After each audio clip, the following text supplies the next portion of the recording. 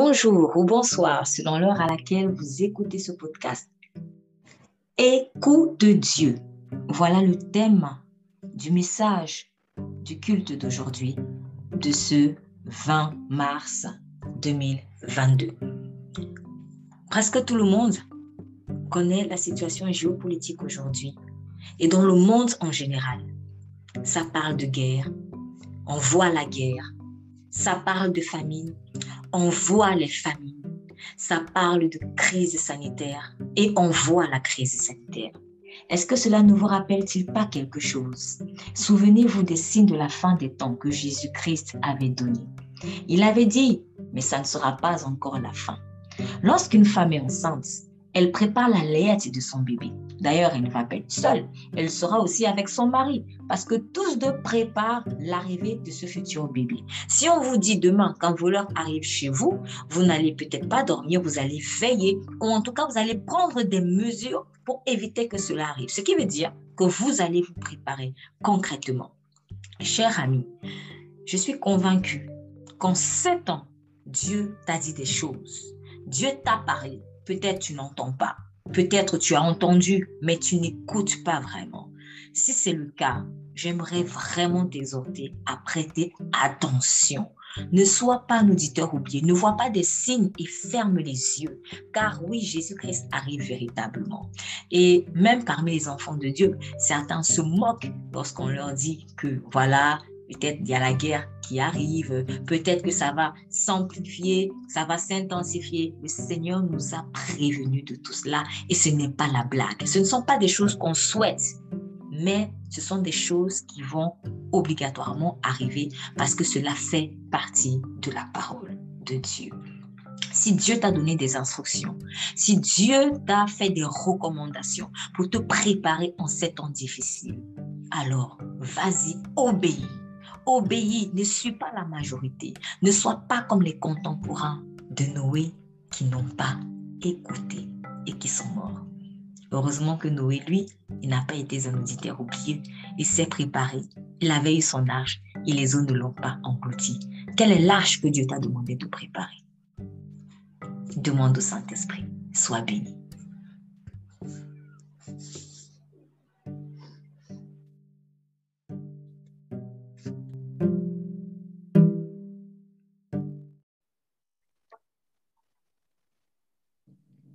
Très bien, nous sommes le 20 mars 2022, donc vous pouvez prendre place pour ceux qui veulent prendre place et s'asseoir.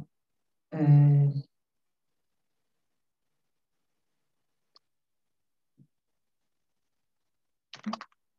se souvient de ce que le Père avait fait lorsque il était en train d'envoyer son Fils, le Messie Jésus-Christ. Il avait préparé le chemin. Dieu a préparé le chemin. Et Jésus-Christ n'est pas venu comme ça. Jésus-Christ, son arrivée a été préparée. Déjà, elle avait été préparée en réalité depuis des siècles, des générations plutôt. Depuis la Genèse jusqu'à son arrivée, lorsque vous étudiez les Écritures, vous verrez que à chaque génération, il y avait un prototype de Jésus. Dieu était déjà en train de montrer aux différentes générations, bien avant, en fait, que le Fils, le Messie, allait arriver. Et vous avez des prototypes comme par exemple Moïse, qui est un prototype de Jésus, qui vient sauver le peuple d'Israël sous l'esclavage d'Égypte. Quand vous lisez le livre des Juges, vous avez, on va dire, des sortes de mini-Christ. En fait, vous avez à chaque fois des mini-Christ. Dieu fait à chacune des générations une sorte de libération, en fait, des ténèbres. Et tout cela contribuait à préparer les cœurs. Les cœurs à recevoir également cette délivrance finale, parce que la délivrance finale, la délivrance la plus concrète, la plus concluante, c'est la délivrance du péché. Voilà, parce que c'est ça qui nous tue en réalité. On peut mourir physiquement, ok, mais mourir éternellement, c'est ça qui est plus grave. Donc, tout était là pour préfigurer Christ. Le culte qui avait été instauré à l'époque de Moïse, avec le tabernacle et tout ça, les tombes d'assignation, tout ça, c'était des préfigurations de Christ. Et ce que nous sommes en train de vivre aujourd'hui est encore là pour annoncer le retour de Christ, parce qu'il revient. Il ne vient pas une première fois, il vient une seconde fois physiquement sur terre. Et Jésus revient, c'est très sérieux. C'est très sérieux, c'est pas de la blague. Et comme il est écrit, s'il prend son temps, si le Père prend le temps qu'il prend, avant vraiment de juger définitivement la terre, c'est parce qu'il veut que le maximum de personnes se repentent. Le Père n'aurait pas pris le temps qu'il prend, je ne serais sûrement pas sauvée aujourd'hui. Et beaucoup de personnes aussi ne seront pas sauvées. Il faut qu'on tienne compte de ça. Le problème est que, comme j'aime souvent à dire, à force de voir que Dieu est bon, on commence à le prendre pour un bonbon. Donc, on se dit, bon, non, c'est pas grave, il va encore pardonner, il est bon, il va encore patienter, il va encore m'attendre. Viendra le temps où Dieu ne pourra plus attendre. Je vous assure, viendra le temps où Dieu ne pourra plus attendre.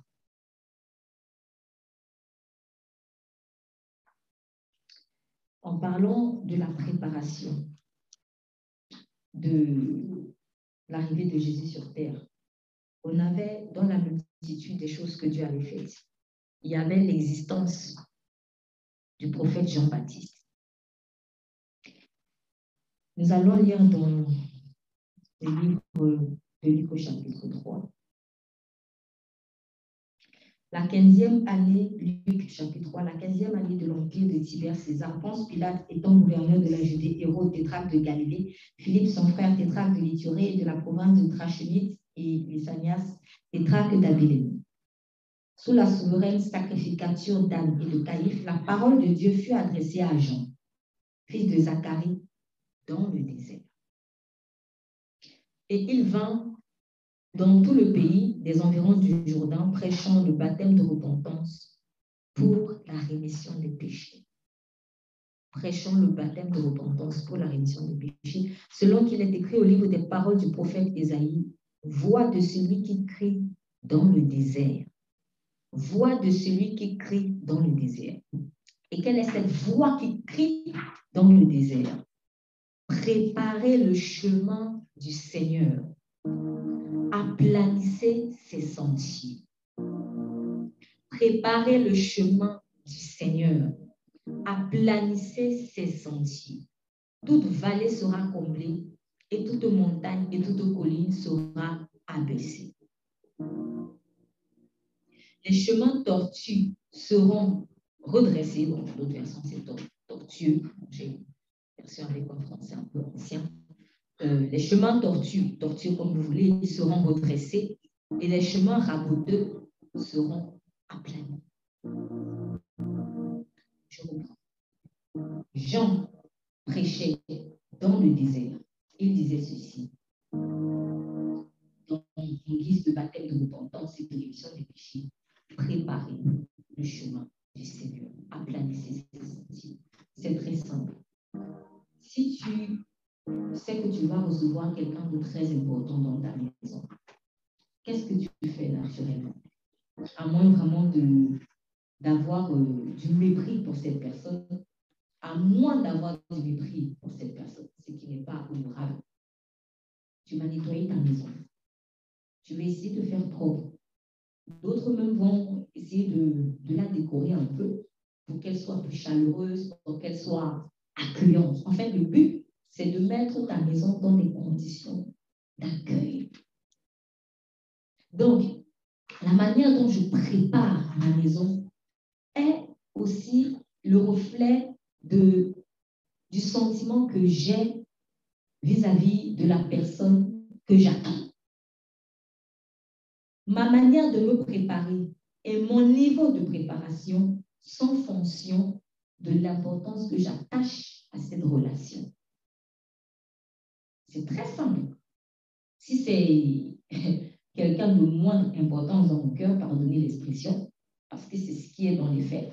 Si c'est quelqu'un de moindre importance, je ne vais pas me prendre la tête, il peut même arriver et puis c'est en désordre, et puis voilà. Je mets de côté encore l'aspect familiarité. Il y a un article qui vient de sortir dans la rubrique famille pour mettre en garde par rapport à la familiarité dans le couple. Donc, si c'est une personne avec qui je suis trop familière, bah, je vais peut-être laisser la maison sans dessus-dessous. Et ce n'est pas non plus forcément bien. Si c'est une personne qui pour moi est importante, je vais préparer la maison.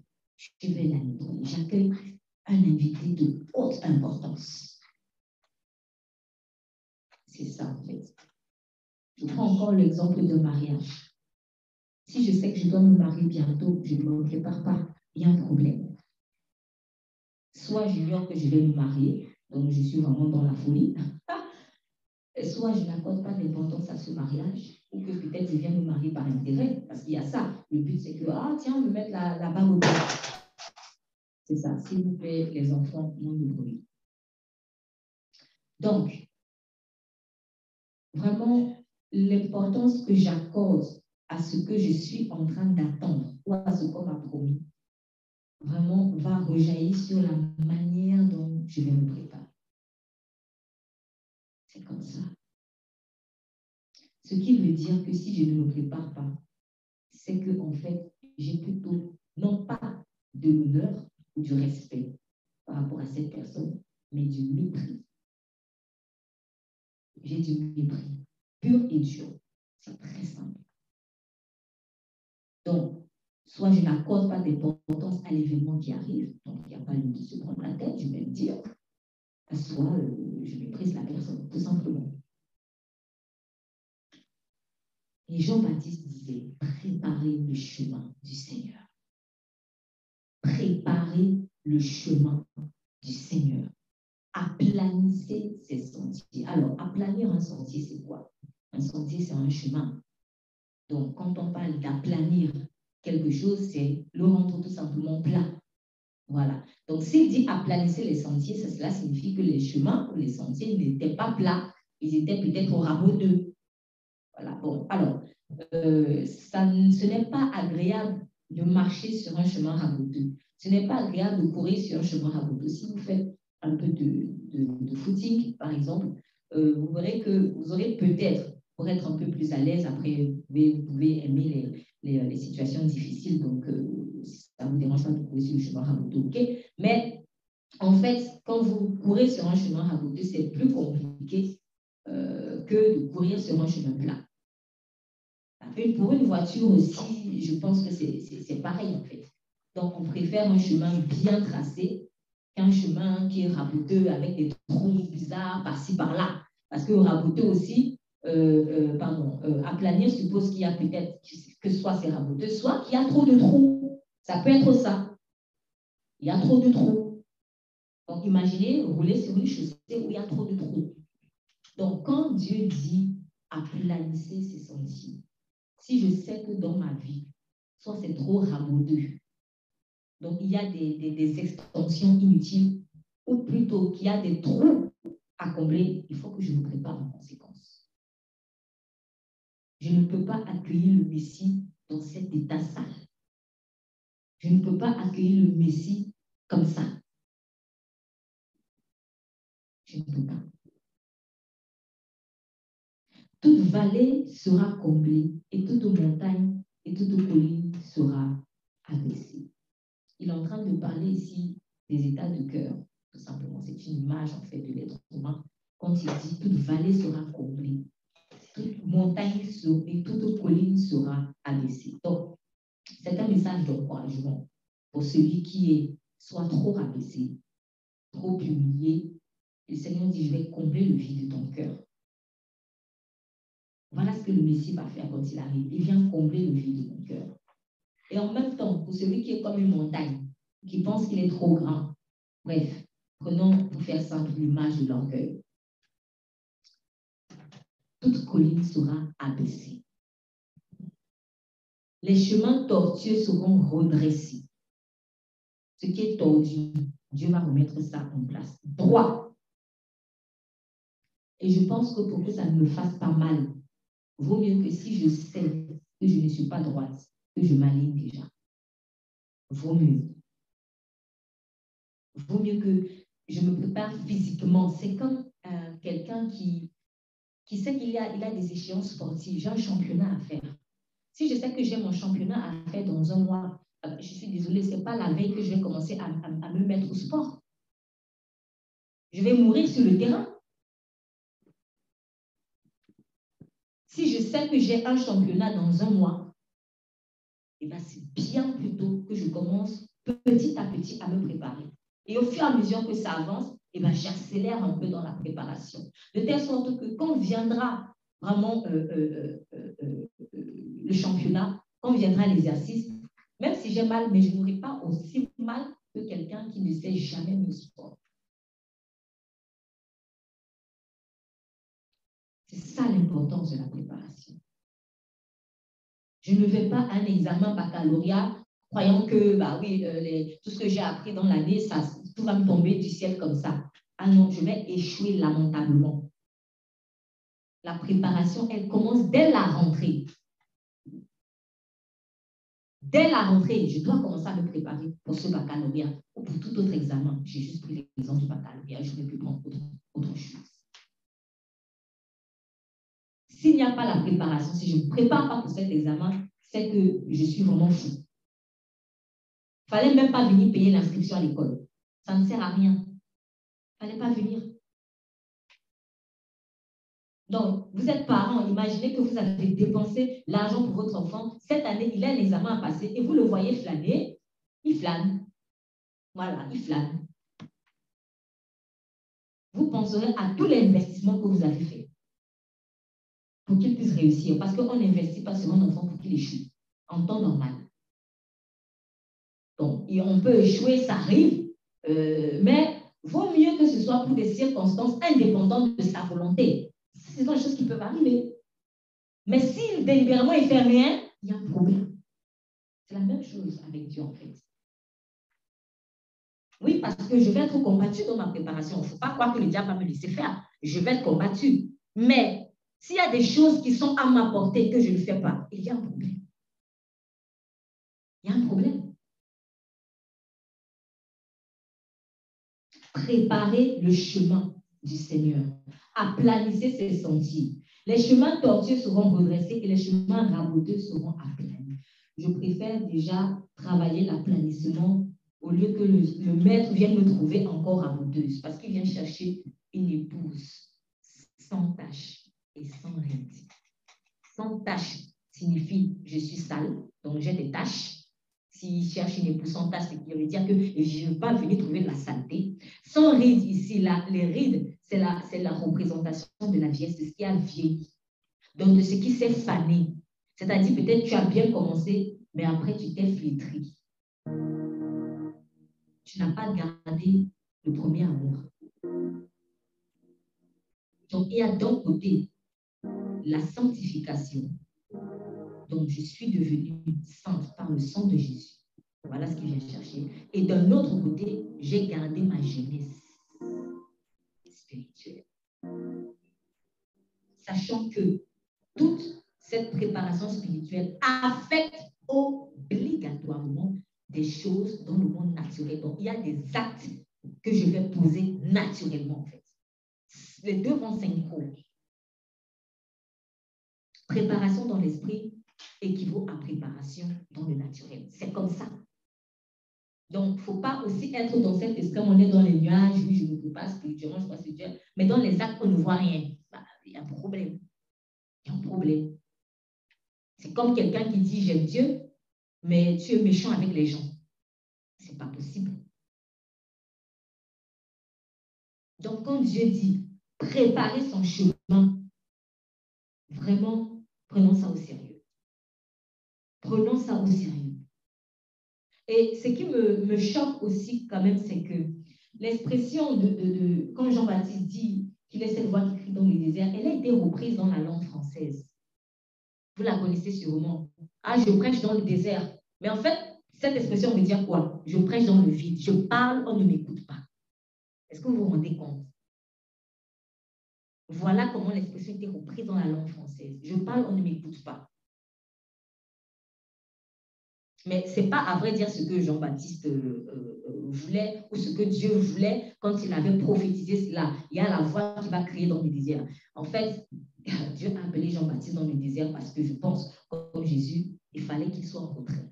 Beaucoup plus. C'est aussi ça un prophète ou un serviteur de Dieu, peu importe que vous soyez prophète ou autre chose. Il y a des temps de retrait, en fait, que vous devez avoir avec Dieu. C'est dans ces temps de retrait que je reçois, en fait, la plénitude aussi du Saint-Esprit. Et je vais la donner. Donc, je ne reste pas dans ma case. Comme je ne vais pas utiliser ce mot parce que peut-être d'autres vont mal le comprendre.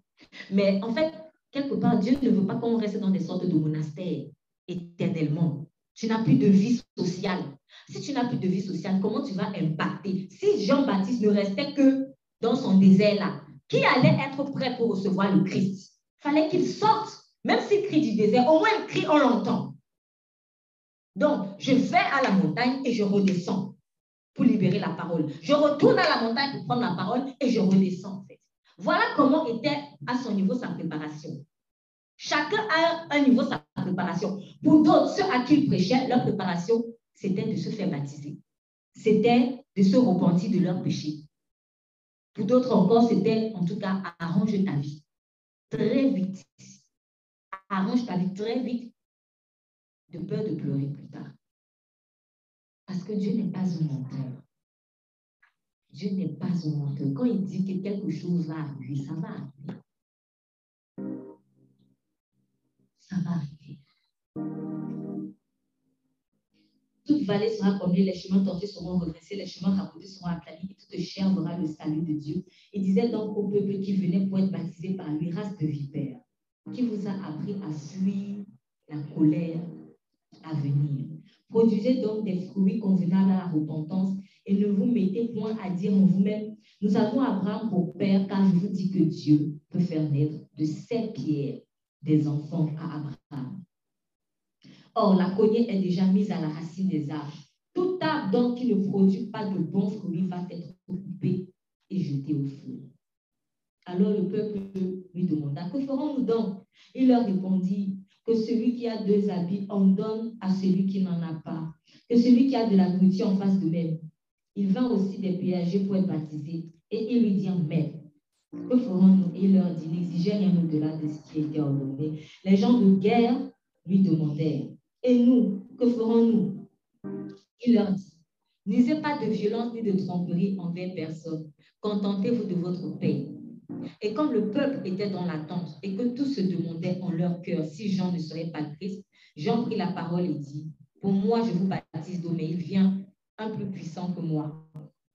Je ne suis pas digne de délier la courroie de ses souliers, c'est lui qui vous baptisera de Saint-Esprit et de feu. Il a son vin dans ses mains, il nettoiera parfaitement son air, il amassera le froment dans son grenier, mais brûlera entièrement la paille au feu qui ne s'éteint pas.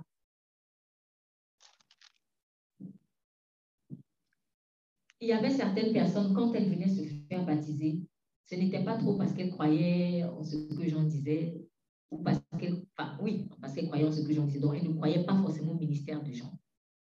Donc, elles ne croyaient pas non plus, par conséquent, à l'arrivée de Jésus-Christ. Parce que si tu ne crois pas en ce que Jean dit, c'est que tu ne crois pas en la personne qu'il est en train de prêcher. C'est clair. Mais ce qui est étrange, c'est qu'il venait quand même se faire baptiser.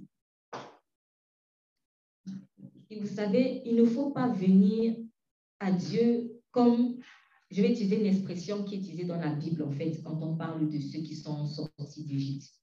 Il ne faut pas se comporter comme le ramassis des gens. Il est écrit que quand Israël sortait d'Égypte, il y eut un ramassis de gens qui les suivaient. Donc, c'est des gens qui... Non, avant de poursuivre, je vais préciser ça. Et en fait, après, on vous dit, et c'est ce même ramassis-là qui a monté Israël, en fait, contre Dieu dans le désert. Ce qui veut dire qu'il y avait des personnes qui étaient dans la foule, parce que c'était des millions de personnes en Israël quand ils sortaient quand même. Donc, il y avait parmi les gens qui étaient libérés, d'autres qui avaient une foi plus ou moins. Plus ou moins. Je dirais même qu'ils n'avaient pas carrément. En fait, ils sont partis un peu en mode bon, bah, on va fuir les plaies d'Égypte parce qu'on sent que ça ne va pas ici. On pense qu'on est un peu plus dans le confort. Allons-y quand même, mais ce Dieu-là, je ne crois pas trop. Mais ne disons rien. Faisons comme si on croit aussi. Ils sont sortis d'Égypte, mais dans le doute. Dans une fausse prudence. Ça me rappelle quelqu'un qui me disait souvent, quand j'étais enfant, il faut croire en Dieu, hein, on ne sait jamais. Au moins, si tu meurs et que tu vois que le paradis existe, tu iras au paradis. Ça ne se passe pas comme ça. Ça ne se passe pas comme ça. C'est où tu crois ou tu ne crois pas. Ce n'est pas comme on ne sait jamais. Parce que quand tu es dans le il faut quand même croire au cas où le paradis existe. Le problème, c'est que Dieu, lui, il te demande de croire vraiment que ça existe. Parce que si tu es dans le cas où, tu finiras comme ces personnes dont je suis en train de parler. Un pied avec Dieu, un pied dehors. Juste pour savoir où est-ce que c'est mieux. Et la même personne, un jour, m'a sorti, quelques années plus tard, quand il faut s'en sortir dans la vie, il faut être prêt à s'accrocher même à un serpent. Ah ben non. Pourquoi? Donc, c'est une mentalité de j'avance quand même, j'y crois pas, mais j'avance quand même parce que je vois que ça a l'air bien. Mais au fond, j'y crois pas. Au fond, j'y crois pas. Oh, il est écrit, où tu es chaud, où tu es froid. Où tu es chaud, où tu es froid. Il ne faut pas être au milieu. Il ne faut pas faire parce que tout le monde fait. Il faut faire parce que tu as la conviction que c'est ce qu'il faut faire. Si tu t'appuies sur la foi des gens, tu vas être perdu. Tu vas être perdu. Donc, je ne me prépare pas à l'arrivée de Jésus parce que j'ai vu quelqu'un me préparer. Je me prépare à l'arrivée de Jésus parce que je crois vraiment qu'il va revenir. Peut-être quelqu'un peut m'inspirer. OK, tiens, je vois quelqu'un se préparer à l'arrivée du Messie. Bon, ça m'interpelle. Mais il faut qu'à un moment donné, moi-même, j'ai cette conviction. Parce que le salut est personnel. Le salut est personnel. Chacun sera seul devant Dieu. Il y aura pas, tu n'auras pas un avocat que ton frère, ta soeur. Il n'y aura pas ça. Le pasteur ne sera pas là pour te défendre. Donc, il ne faut pas t'appuyer sur la conviction de ton frère, de ta soeur, du pasteur, ou je ne sais pas moi. À toi de reconnaître, peut-être dans la voix du pasteur, si c'est Dieu qui parle. Si tu reconnais, ok. Si tu ne reconnais pas, fais comme tu veux. Mais ne fais pas le suivisme. On n'est pas là dans... On n'est pas des moutons de panurge, en fait. Ça, c'est dans le monde. C'est dans le monde où on fait des suivismes. Ah oui, tiens, la majorité avec moi, je suis. Non, non, non, non, non, non, non. Non, la majorité n'a pas forcément raison. Donc, quand je fais quelque chose, c'est parce que vraiment j'ai la conviction que c'est Dieu qui m'a parlé. Bon, alors, le problème aussi que parfois Dieu il parle tellement, mais on n'écoute pas aussi. On n'écoute pas. Donc, quand il faut écouter, on se dit non, moi j'attends que Dieu me parle. Mais quand Dieu parfois n'a rien dit, on fait comme tout le monde. C'est bizarre. C'est vraiment l'esprit de folie. C'est vraiment la folie.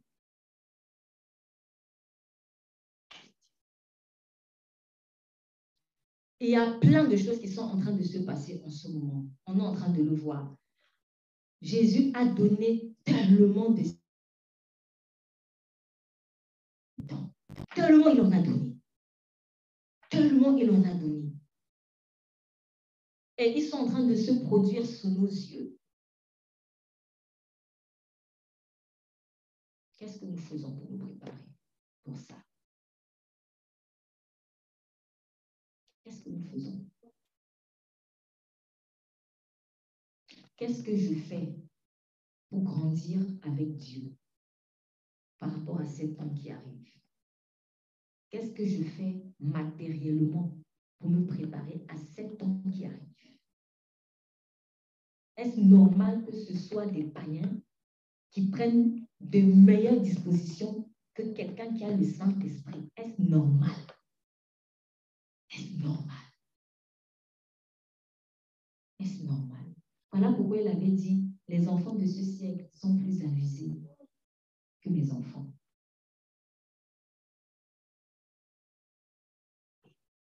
Si j'ai le Saint-Esprit et que je ne peux pas vraiment me préparer en conséquence, il y a un problème. Chacun devrait dire au Seigneur, demander déjà au Seigneur, Seigneur, qu'est-ce que je dois faire? Et je suis sûre que Dieu a déjà donné des instructions, mais elles ne sont pas suivies. Elles ne sont pas suivies. Elles ne sont pas suivies. Quand il y a des choses qui arrivent, il faut que je revoie mes priorités en fait. Si je ne revois pas mes priorités, je vous assure, ça va être larme sur larme, malgré mon Saint-Esprit. Au moment où c'est moi qui dois tirer les gens, je serai en train de pleurer avec eux. Et je vais leur apporter quoi? Rien, que dalle. Pourquoi? Parce que je ne me serais pas préparée en fait.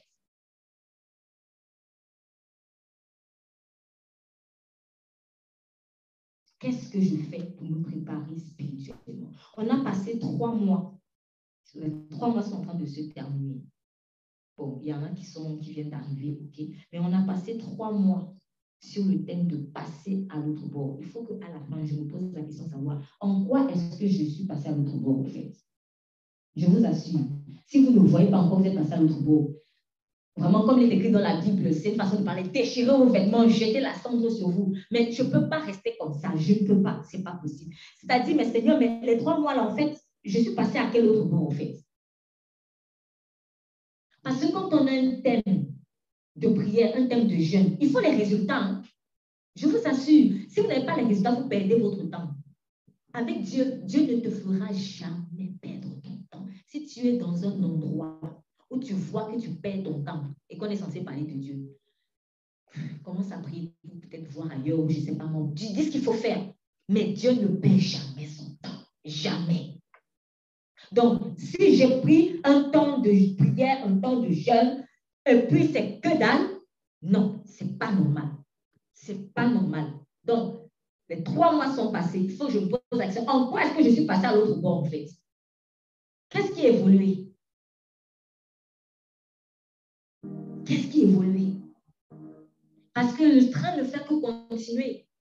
Voilà maintenant la seconde étape qui est en train d'arriver. Mais si je n'ai même pas fait la première étape, mais ça va me rattraper. C'est comme un enfant qui a sauté des classes et il n'était pas censé sauter des classes. Qu'est-ce qui va se passer? Ça va le rattraper. Pourquoi? Parce qu'il aura accumulé des lacunes des classes qu'il a sautées. Mais c'est que beaucoup se disent que bon, non, comme tout le monde est déjà dans la nouvelle classe, moi aussi, je vais m'en sortir. Ah non, non, non, non, non, non, tu ne vas pas t'en sortir. Les lacunes vont être tellement exposées. Après, tu seras obligé d'être reclassé.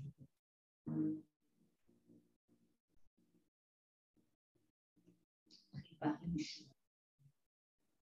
Aplanissez ses sentiers.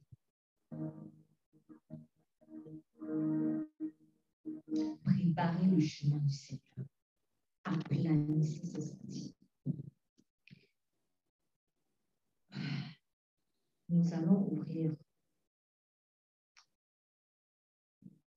dans le livre de Matthieu, chapitre 3. Là, on vient de parler de cette voix qui prêchait dans le désert et qu'il fallait écouter. Dans le livre de Matthieu, chapitre 3, verset 17, nous sommes encore au chapitre 3. Matthieu 3. Matthieu 3. Matthieu.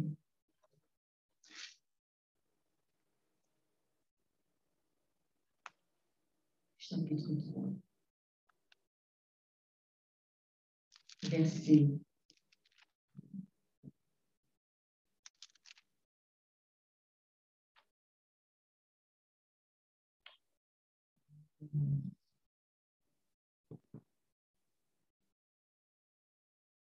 Alors,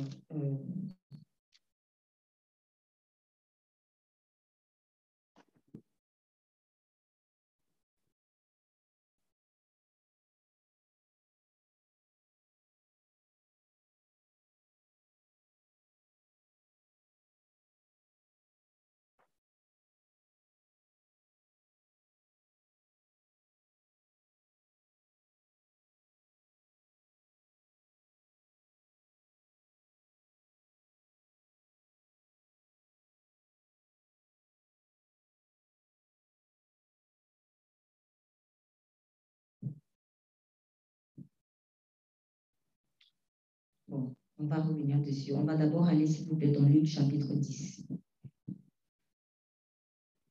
Luc chapitre 10.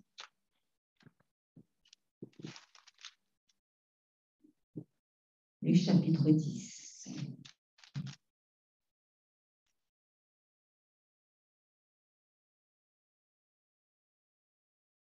Verset 38 jusqu'à la fin du chapitre. Il ne sont que 3 versets. Je demande la lecture, s'il vous plaît. Luc chapitre 10, à partir du verset 38. Comme Jésus était en chemin avec ses disciples, il entra dans un village et une femme du nom de Marthe l'accueillit dans sa maison. Elle avait une sœur appelée Marie qui s'assit aux pieds de Jésus et écoutait ce qu'il disait. Marthe était affairée aux nombreuses tâches du service. Elle survint et dit, Seigneur, cela ne te fait-il rien que ma sœur me laisse seule pour servir? Dis-lui donc de venir m'aider. Jésus lui répondit, Marthe, Marthe, t'inquiète et tu t'agites pour beaucoup de choses, mais une seule est nécessaire. Marie a choisi la bonne part. Elle ne lui sera pas enlevée. Amen. Maintenant, Luc chapitre 9, donc juste avant. Luc chapitre 9, à partir du verset 28 jusqu'au verset 35. Luc chapitre 9, verset 28 jusqu'au verset 35. Oui, merci. Environ 8 jours après qu'il eut dit ces paroles, Jésus prit avec lui Pierre, Jean et Jacques, et il monta sur la montagne pour prier. Pendant qu'il priait, l'aspect de son visage changea et son vêtement devint une éclatante blancheur. Et voici 2 hommes s'entretenaient avec lui, c'étaient Moïse et Élie, qui, apparaissant dans la gloire, parlaient de son départ qu'il allait accomplir à Jérusalem. Pierre et ses compagnons étaient appesantis par le sommeil, mais s'étant tenus éveillés, ils virent la gloire de Jésus et les 2 hommes qui étaient avec lui. Au moment où ces hommes se séparaient de Jésus, Pierre lui dit, « Maître, il est bon que nous soyons ici, dressons 3 tentes, une pour toi, une pour Moïse et une pour Élie. » Il ne savait ce qu'il disait. Comme il parlait ainsi, une nuée vint les couvrir, et les disciples furent saisis de frayeur en les voyant entrer dans la nuée. Et de la nuée sortit une voix qui dit, « Celui-ci est mon fils élu, écoutez-le. » Amen. C'est Luc chapitre 9, à partir du verset 28 jusqu'au verset 35. Luc 9. Luc chapitre 9, à partir du verset 28 jusqu'au verset 35. Très bien.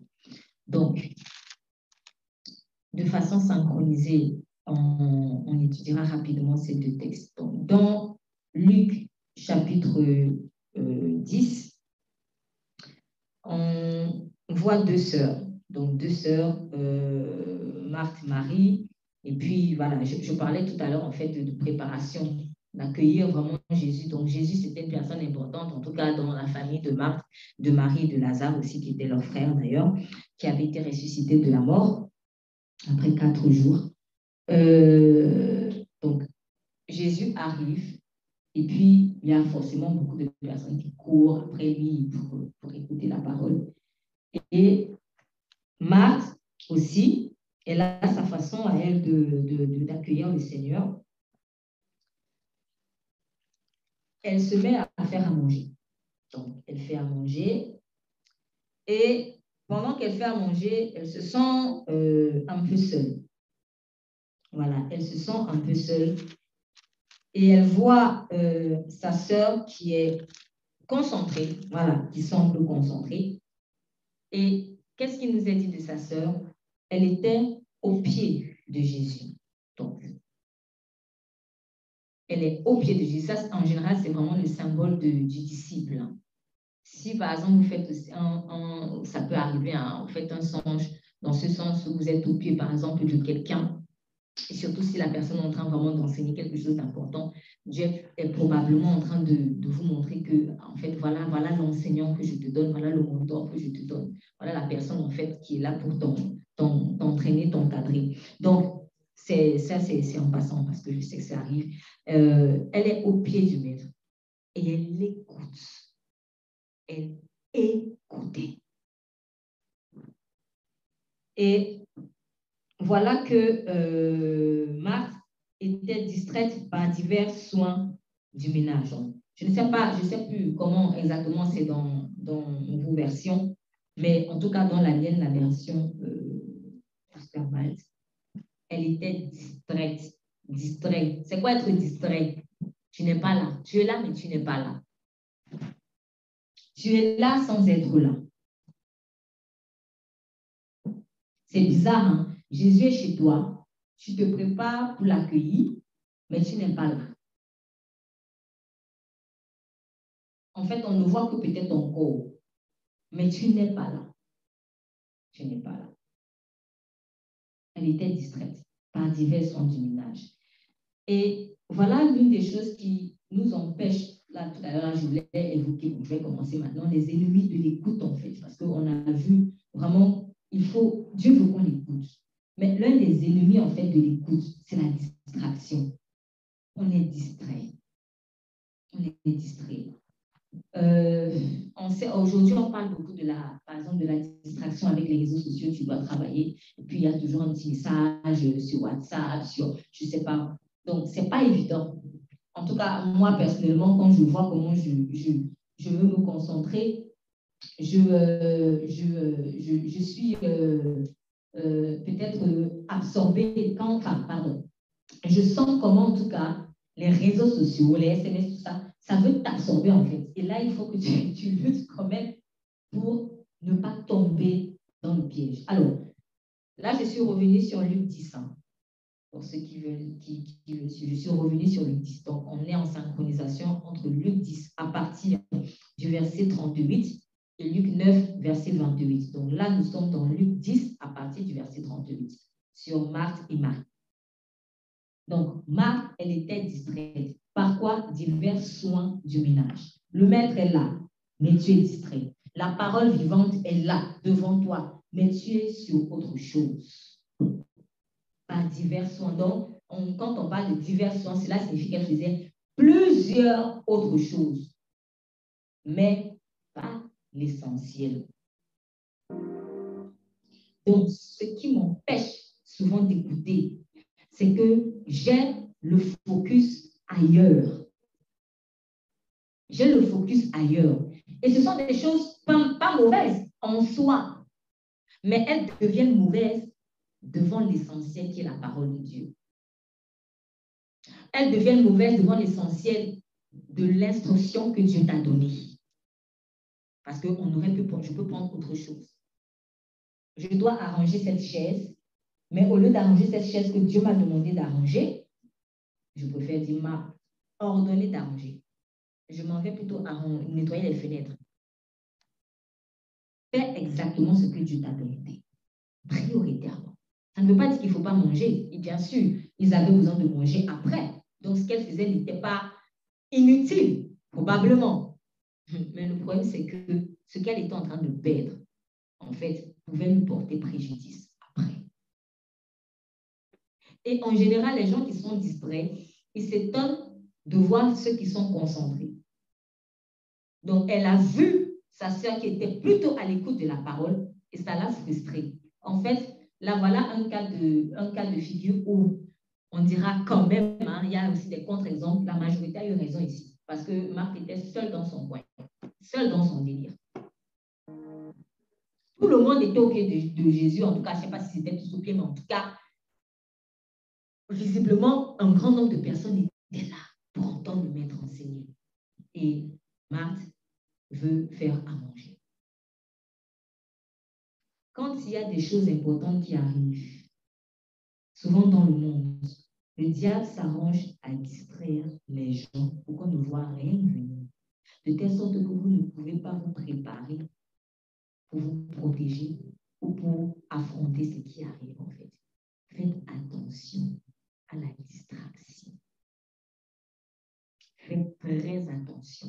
Tout m'est permis, mais tout ne m'est pas utile. Tout m'est permis, mais tout ne m'est pas utile. Et il y a des choses qui, en janvier, peuvent être utiles, mais en février, ça devient inutile. Passe à autre chose. Donc, il faut avoir ce discernement aussi du changement des saisons.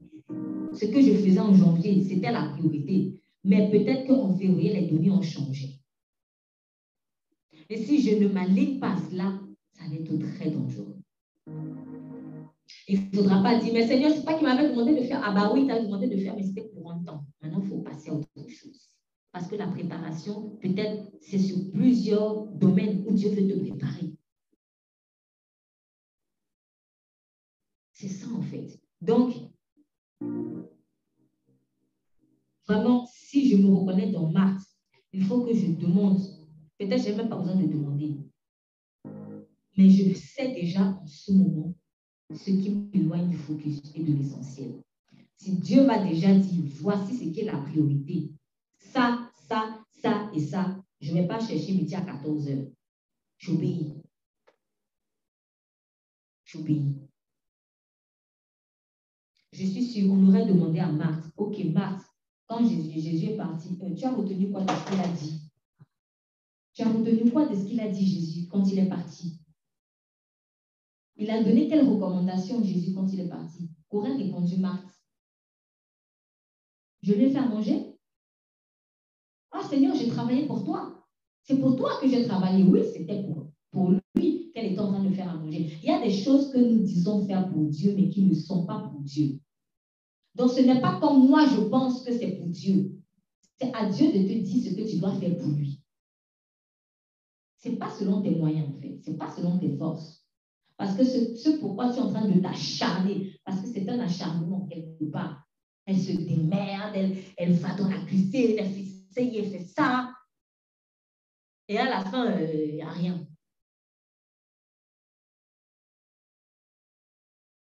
Mais sa sœur avait saisi l'opportunité. Il y a des opportunités, on ne les aura pas peut-être 2 fois dans la vie. Si je ne saisis pas l'opportunité maintenant, je vous assure, ça va être compliqué. Et ne vous dites pas que le Seigneur va être éternellement patient. Ah non. Non. Peut-être que c'est ce sur quoi comptait Saül. Dieu est bon, Dieu est bon, Dieu est bon. Il va toujours me pardonner. Et bien, le problème, c'est qu'à un moment donné, à force de t'entêter, tu arrives dans un point de non-retour, en fait. Préparez le chemin du Seigneur. Écoutez-le. Fais ce qu'il te dit. Au lieu de chercher les excuses, je dois plutôt chercher les solutions. Il ne faudrait pas que, si échec il y a, encore qu'en Christ, il n'y a jamais d'échec. Mais même si j'ai même échoué, que j'ai au moins tout donné. Mais si ce que j'ai fait, ou si ce que je devais faire, je ne l'ai pas fait, qu'est-ce que je vais dire? Je vais dire, Seigneur, non, je faisais ceci, tu ne voyais pas que je faisais cela. Seigneur, j'étais trop occupée à faire ça. Voilà, c'est ça Marthe en fait. C'était la distraction.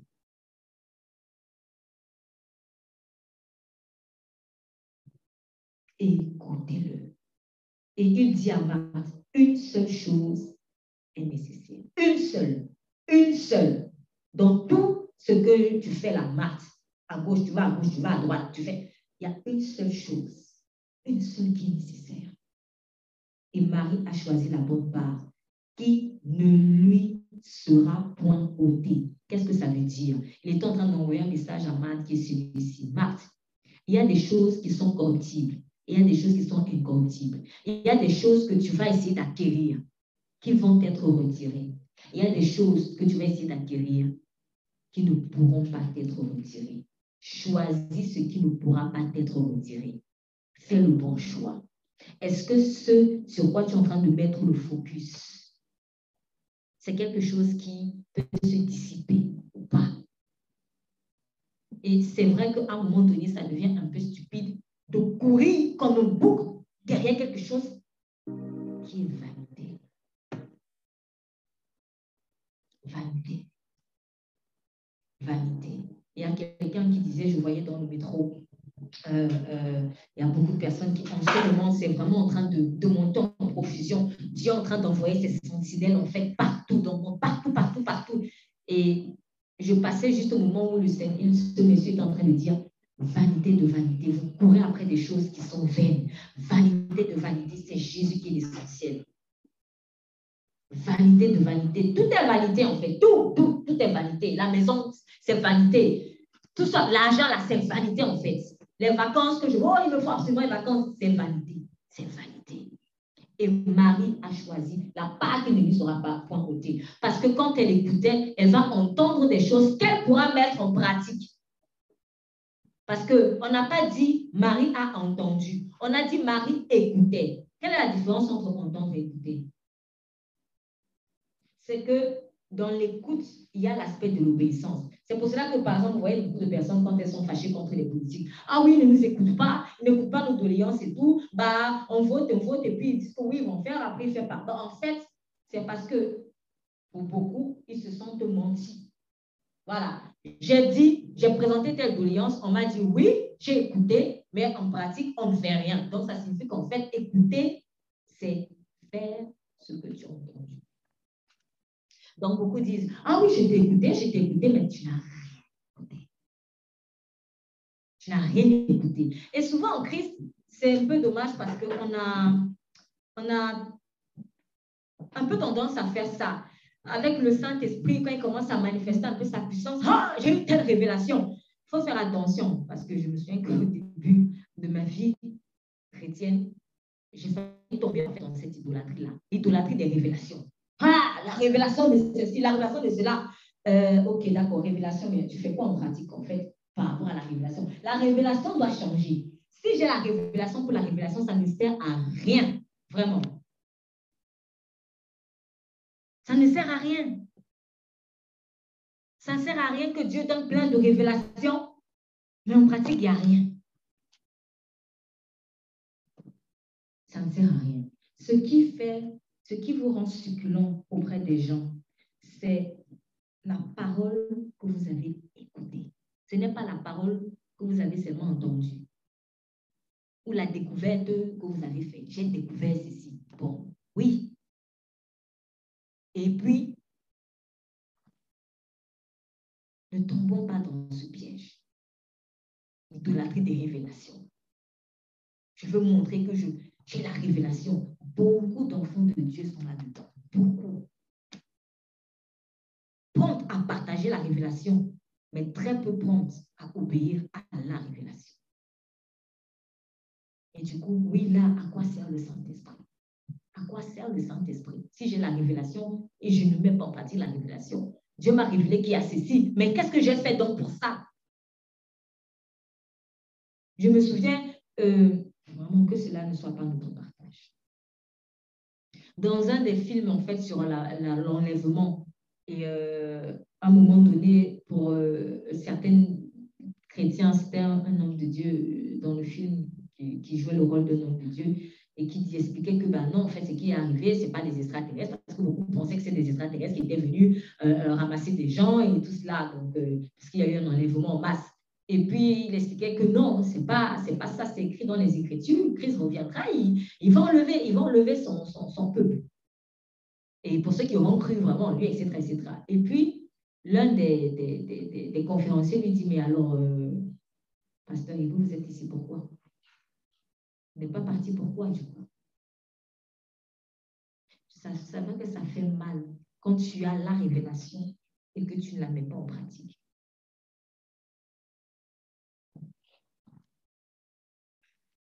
Dieu ne veut pas faire de nous des connaisseurs pour la connaissance. Il veut faire de nous des gens qui vivent ce qu'ils connaissent. Et c'est à cela que même le monde va te juger. Le monde ne va pas te juger à la multitude de tes révélations. Parce que dans le monde des ténèbres, il y en a beaucoup aussi. Il y en a beaucoup. Il y a plein de révélations que les agents des ténèbres ont. Même que nous, les enfants de Dieu, on n'a pas souvent. C'est dommage de dire ça, mais c'est la vérité. Un agent de ténèbres peut connaître plein de choses mieux que toi, spirituellement parlant. c'est aussi malheureusement comme ça qu'ils arrivent souvent à influencer. Mais un agent de ténèbres ne peut jamais tenir devant un fils de Dieu, une fille de Dieu qui vit la révélation. Ça, c'est impossible. Il ne peut pas. Il fuira lui seul. Lui seul, il fuira. Donc, le diable n'a pas peur de tes connaissances, du mystère, tout ça là. Ça, c'est... Franchement, on en a trop entendu. On en a trop entendu. Et les gens en ont marre. Ils veulent vivre la parole. Ok, tu as reçu ça. Qu'est-ce que tu en as fait? Et c'est à cela que beaucoup vont me dire, ah, je vois que toi, tu réussis avec ton père. Mais comment toi, tu fais pour m'aider? Parce que c'est la question que beaucoup vont poser à un moment donné. Mais toi, tu fais comment pour être comme ça? Ils ne vont pas dire pour savoir ça. Ils ne vont pas forcément dire pour savoir ça. Ils vont de temps en temps être étonnés. Oui, bon, tu sais, mais elle va se dire, bon, c'est normal que la personne sache parce qu'il suffit de lire la Bible. Moi, je reconnais que je ne lis pas la Bible. OK. Mais même pour celui qui sait et qui ne met pas, qui a des difficultés à mettre en pratique, peut-être parce qu'il ne marche pas par le Saint-Esprit. Quand il va te voir vivre la parole, c'est là où ça va impacter en fait. Et là, on te dit, mais comment tu fais pour être doux? Comment tu fais pour être patient? Mais tu savais qu'il y avait ce temps-ci, comment tu as fait pour te préparer? C'est ça. Noé aussi avait la révélation de ce que Dieu allait frapper. Noé s'est préparé. Il ne se serait pas préparé, il serait mort avec sa révélation d'en haut. Lot savait qu'on allait envoyer le feu à Sodome et Gomorrhe. Il a averti. Et il a accepté malgré tout de fuir, malgré que sa famille est restée. Ça fait mal de sortir alors que tu sais que ta famille va brûler. Il obéit. Il serait resté, il serait mort dans le feu avec sa révélation.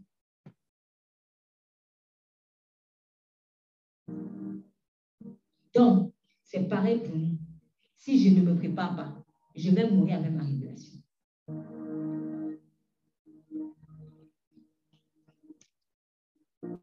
Écoutez-le.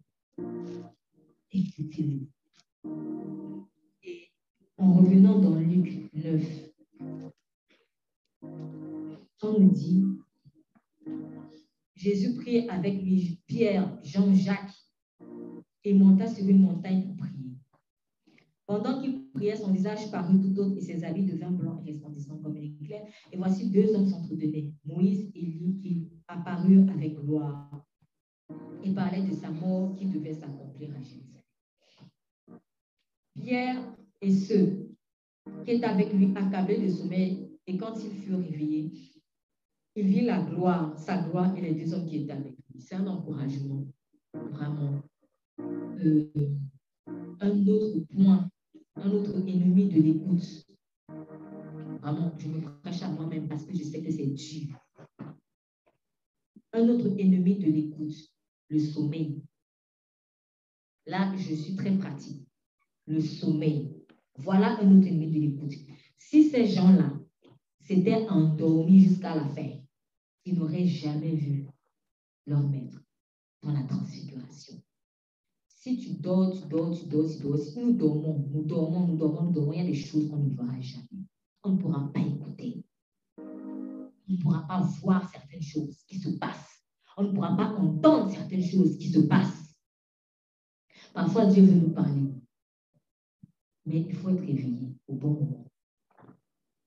Il ne faut pas aimer le sommeil, en fait. Il ne faut pas aimer le sommeil. Le sommeil, en tout cas, je préfère dire ça comme ça, l'amour du sommeil, parce que le problème, ce n'est pas le sommeil en soi, ça va être comme l'argent. Le problème, ce n'est pas l'argent, le problème, c'est l'amour de l'argent. Le problème, ce n'est pas le sommeil, parce qu'il est utile, c'est l'amour du sommeil, c'est aimer dormir. Aimer dormir. Donc, on nous dit quand ils étaient accablés de sommeil, et quand ils furent réveillés, ils ont donc vu sa gloire, et ces hommes se séparaient de Jésus. Et Pierre lui dit, ah, il est bon qu'on reste ici, etc. Il parlait encore lorsqu'il lui les couvrit, et comme elle les enveloppait, les disciples furent saisis de frayeur, et une voix sortit de la nuit qui dit, c'est ici mon fils bien-aimé, écoutez-le. Une fois de plus. C'est ici mon fils. Remarquez que très souvent, dès qu'il y a Jésus, il y a écoute quelque part. Vous allez voir le mot écoute. Quand vous voyez Jésus quelque part, vous entendez écoute. Oh, il est aussi écrit, là où 2 ou 3 sont réunis, je suis parmi vous. Jésus est là quand 2 ou 3 sont réunis. Écoute. C'est le Père lui-même qui a parlé. Écoutez-le. Écoutez-le. Il n'aurait pas pu avoir la grâce d'entendre audiblement le Père. Ce qu'on leur racontait, on avait écrit peut-être dans des livres qu'ils lisaient dans les écrits de Moïse et d'autres prophètes. Par exemple, on vous dit, lorsque Israël marchait, il y avait la nuée qui les suivait. Ça, c'est seulement ce qu'on leur racontait. On leur racontait, pardon, excusez-moi. C'est ce qu'on leur racontait. C'était de l'histoire pour eux. Mais ils y croyaient parce que c'était quand même leurs ancêtres. Donc, imaginez qu'on te dit la nuée dans laquelle Moïse entrait. Et la même nuée de laquelle, lorsqu'il sortait, son visage était resplendissant comme la lumière. Waouh! Et tu le vis maintenant, in concreto. Là, la même nuée, des générations plus tard, imaginez un peu, des générations plus tard, elle est là, en cette nuit. Imagine maintenant que tu dors. Tu vas louper. Tu vas louper ce qu'on te racontait dans l'histoire. Mon grand-père, mon arrière-grand-père avait l'habitude de me raconter quand le peuple d'Israël, nos ancêtres sortaient. La nuit les suivait, le jour et le feu la nuit. Quand Moïse avait dressé le tabernacle avec Aaron et autres, et la nuit descendit. Tu étais peut-être un petit enfant, tu écoutais ces histoires, tu te disais, waouh, j'aimerais trop vivre ça. J'aurais bien aimé voir ça. Et voilà ce ça-là qui arrive aujourd'hui. C'est ce ça-là arrive aujourd'hui. C'est pour toi aussi ce ça-là. La même nuée descend. La même voix qui parlait de la nuée à Moïse. Maintenant, elle descend pour toi. C'est un transfert que Dieu veut faire. C'était comme une passation. C'est pour ça aussi que Moïse est apparu. La nuée elle suivait le jour et dans la nuit, c'était le feu. Et donc, Moïse a eu vraiment l'habitude de cette nuée-là. Quand il est allé chercher les tables de la loi, là, il est entré dans la nuée, dans cette présence divine. Et Élie, c'est un prophète, en fait, qui a beaucoup fonctionné avec le feu de Dieu. Donc, vous avez la manifestation en Jésus et de la nuit et du feu. C'est comme pour vous dire, à l'époque de Moïse, là, c'était déjà Jésus. À l'époque d'Élie, c'était déjà Jésus qu'on a annoncé. Et les deux ont disparu pour laisser Jésus l'essentiel. Je reviens encore sur ce que j'ai dit par rapport à Marthe. L'essentiel, c'est Jésus. Moïse disparaîtra. Même Moïse disparaîtra. Là, on passe à une autre étape. On a d'abord parlé de l'étape des affaires de ménage, des occupations. Elles sont importantes, mais on est dans des temps où il faut revoir ses priorités. Maintenant, on passe encore à une nouvelle dimension.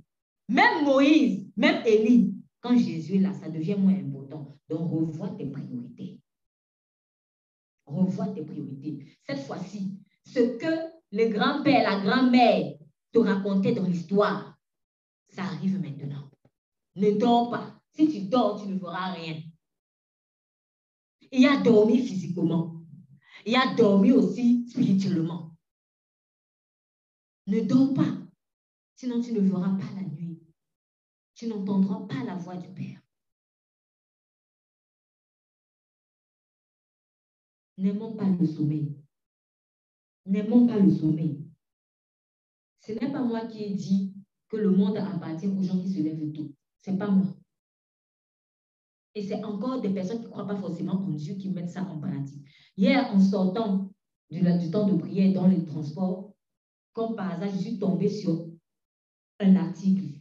C'était écrit, je paraphrase, pourquoi se lever très tôt est très bon pour notre santé. Quelque chose comme ça. Et c'est marrant parce que vous verrez toujours, financièrement parlant, les hommes les plus riches de cette planète, ce ne sont pas des gens qui se lèvent tard. Ils se lèvent tôt. Je ne parle pas des gens qui croient en Jésus. Je parle des gens qui ne croient pas forcément en Jésus. Peut-être même ils croient en Satan, j'en sais rien. Mais qui ont compris que le monde appartient à ceux qui se lèvent tôt. Ils le mettent en pratique. Ils enseignent à qui veut l'entendre. Après, quand ils créent de grosses entreprises, nous, on vient seulement consommer, mais nous, on dort.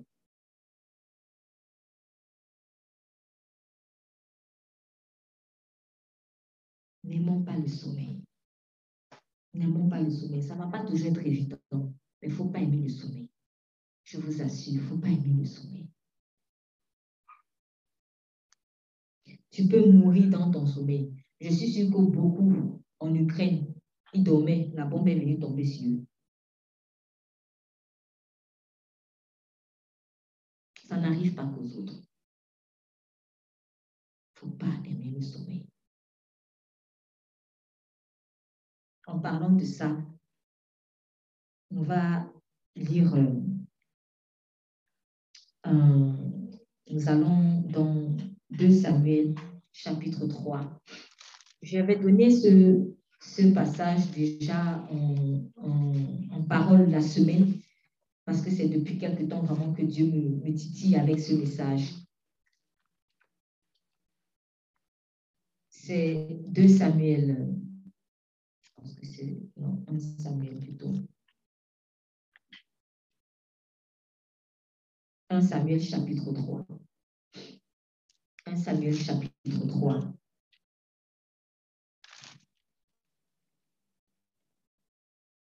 Samuel chapitre 3.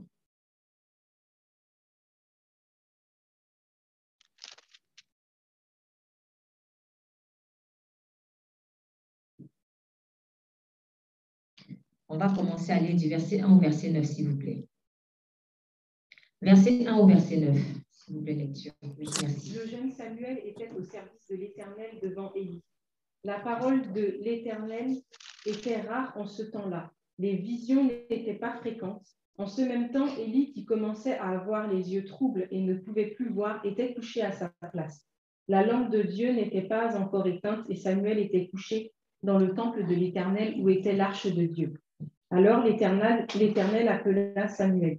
Il répondit, « Me voici. » Et il courut vers Élie et dit, « Me voici, car tu m'as appelé. » Élie répondit, « Je n'ai point appelé. Retourne te coucher. » Et il alla se coucher. L'Éternel appela de nouveau Samuel, et Samuel se leva, alla vers Élie et dit, « Me voici, car tu m'as appelé. » Élie répondit, « Je n'ai point appelé, mon fils. Retourne te coucher. » Samuel ne connaissait pas encore l'Éternel, et la parole de l'Éternel ne lui avait pas encore été révélée.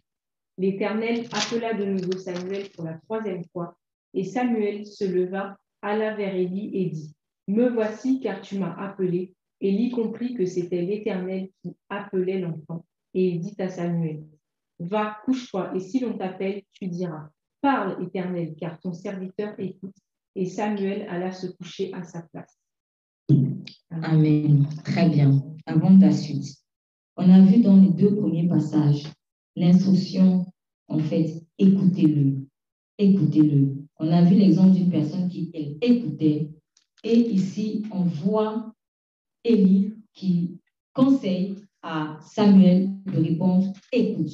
Par ton serviteur, écoute. Voilà l'attitude d'un vrai disciple. Prêt à écouter. En fait, par expérience, Élie savait que Dieu, en fait, pouvait faire ça. Remarquez que Dieu n'est pas venu appeler Samuel quand il est en train de marcher en route à midi. Il n'est pas venu appeler Samuel pendant qu'il est en train de manger. Il l'a réveillé de son sommeil. Très souvent, Dieu va nous réveiller de notre sommeil. Et à ce moment-là, vraiment, faisons l'effort. Faisons l'effort de sortir. Faisons l'effort de ne pas être nonchalant. Parce qu'il a des choses très importantes à nous dire. Moi, ce qui m'interpelle ici, c'est que Dieu n'a pas choisi forcément quelqu'un de très expérimenté. Il aurait pu réveiller aussi Élie. Mais en vrai dit, Dieu était fâché contre Élie. Et il est donc allé chercher un cœur plus disposé à l'écouter. Un cœur qui n'avait même pas encore l'expérience de la reconnaissance de la voix de Dieu. Donc, je reviens encore pour dire, ce n'est pas trop l'expérience, des expériences de je connais. Ce n'est pas trop ça en fait que Dieu cherche. Dieu cherche vraiment des cœurs disposés à écouter. Disposés à écouter. Et Samuel était tellement disposé que alors même qu'il ne savait pas que c'était Dieu, il croyait que c'était Élie. Il croyait que c'était Élie, mais il s'est levé. J'aimerais faire un crochet ici par rapport au respect en fait de l'autorité. C'est important. Si Samuel était du genre à Élie, là, il dort, je dors moi, il me dérange. Wow. Élie, ce n'était pas quelqu'un qui était à ce moment-là, en tout cas, approuvé de Dieu. Est-ce que vous voyez un peu ce qui est fort? Il était déjà en train d'être mis hors la course. Ce n'est pas une question de celui-là est bon, celui-là n'est pas bon en fait. Dieu a mis Samuel sous la coupe d'Élie. Si Élie était rebelle, Samuel était rebelle, Samuel aurait loupé sa destinée. Il ne s'est pas levé parce qu'il savait que c'était Dieu. Il s'est levé parce qu'il savait que c'était son maître qui l'appelait. Il s'est levé 3 fois. Quand tu crois que c'est un homme, mettez-vous à sa place. Quand tu crois que c'est un homme qui t'appelle, même si c'est ton père, ta mère, quelque chose comme ça, tu te lèves. Maman, tu m'as appelé. Non, je ne t'ai pas appelé. Tu repars. Maman, tu m'as appelé. Je ne t'ai pas appelé. Troisième fois. Oh, maman, tu me déranges. Ah, bah oui. Voilà ce que beaucoup auraient fait. Il aurait pu faire ça. Ah, bah, il me dérange. Heureusement pour lui qui n'a pas fait ça. Heureusement pour lui. Si tu ne respectes pas l'autorité que Dieu a placée pour toi, tu n'entreras jamais dans ta destinée. Parce qu'il y a des choses que tu ne sais pas. Il y a des choses que tu ne sais pas en fait.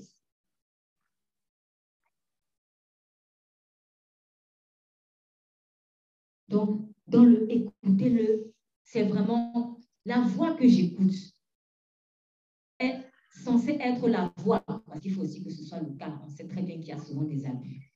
Mais là, je suis en train de parler vraiment de quelqu'un qui est plus ou moins bien conduit. Écouter la voix de Dieu, c'est aussi savoir reconnaître la voix de Dieu derrière la personne qui nous parle. Parce que quand le Père dit écoutez-le, c'est parce qu'il savait très bien qu'il y aurait des rebelles. Il savait très bien qu'il y en aurait qui diraient ah, bah oui, en tout cas, moi je crois en Dieu, hein, mais celui-ci, on ne sait pas d'où il vient. C'est ce que beaucoup ont dit de Jésus. Beaucoup ont dit cela de Jésus. Ah, nous, on croit en Dieu, nous, on se soumet à Dieu, mais celui-là, on ne sait pas d'où il vient. On ne sait pas. Si tu ne te soumets pas à Jésus, tu ne peux pas être soumis à Dieu. Si tu ne te soumets pas au Fils, tu ne peux pas être soumis à Dieu. Donc, si tu ne te soumets pas à celui que Dieu a envoyé, tu ne te soumets pas à Dieu, tu te mens à toi-même. Écoutez-le. Écoutez-le. Parle ton serviteur. Écoute. Et quand Samuel a écouté, c'est à ce moment-là que Samuel, pour la première fois, a eu la révélation de la voix, en fait, de Dieu. Parce qu'il a écouté Élie. Il a écouté Élie.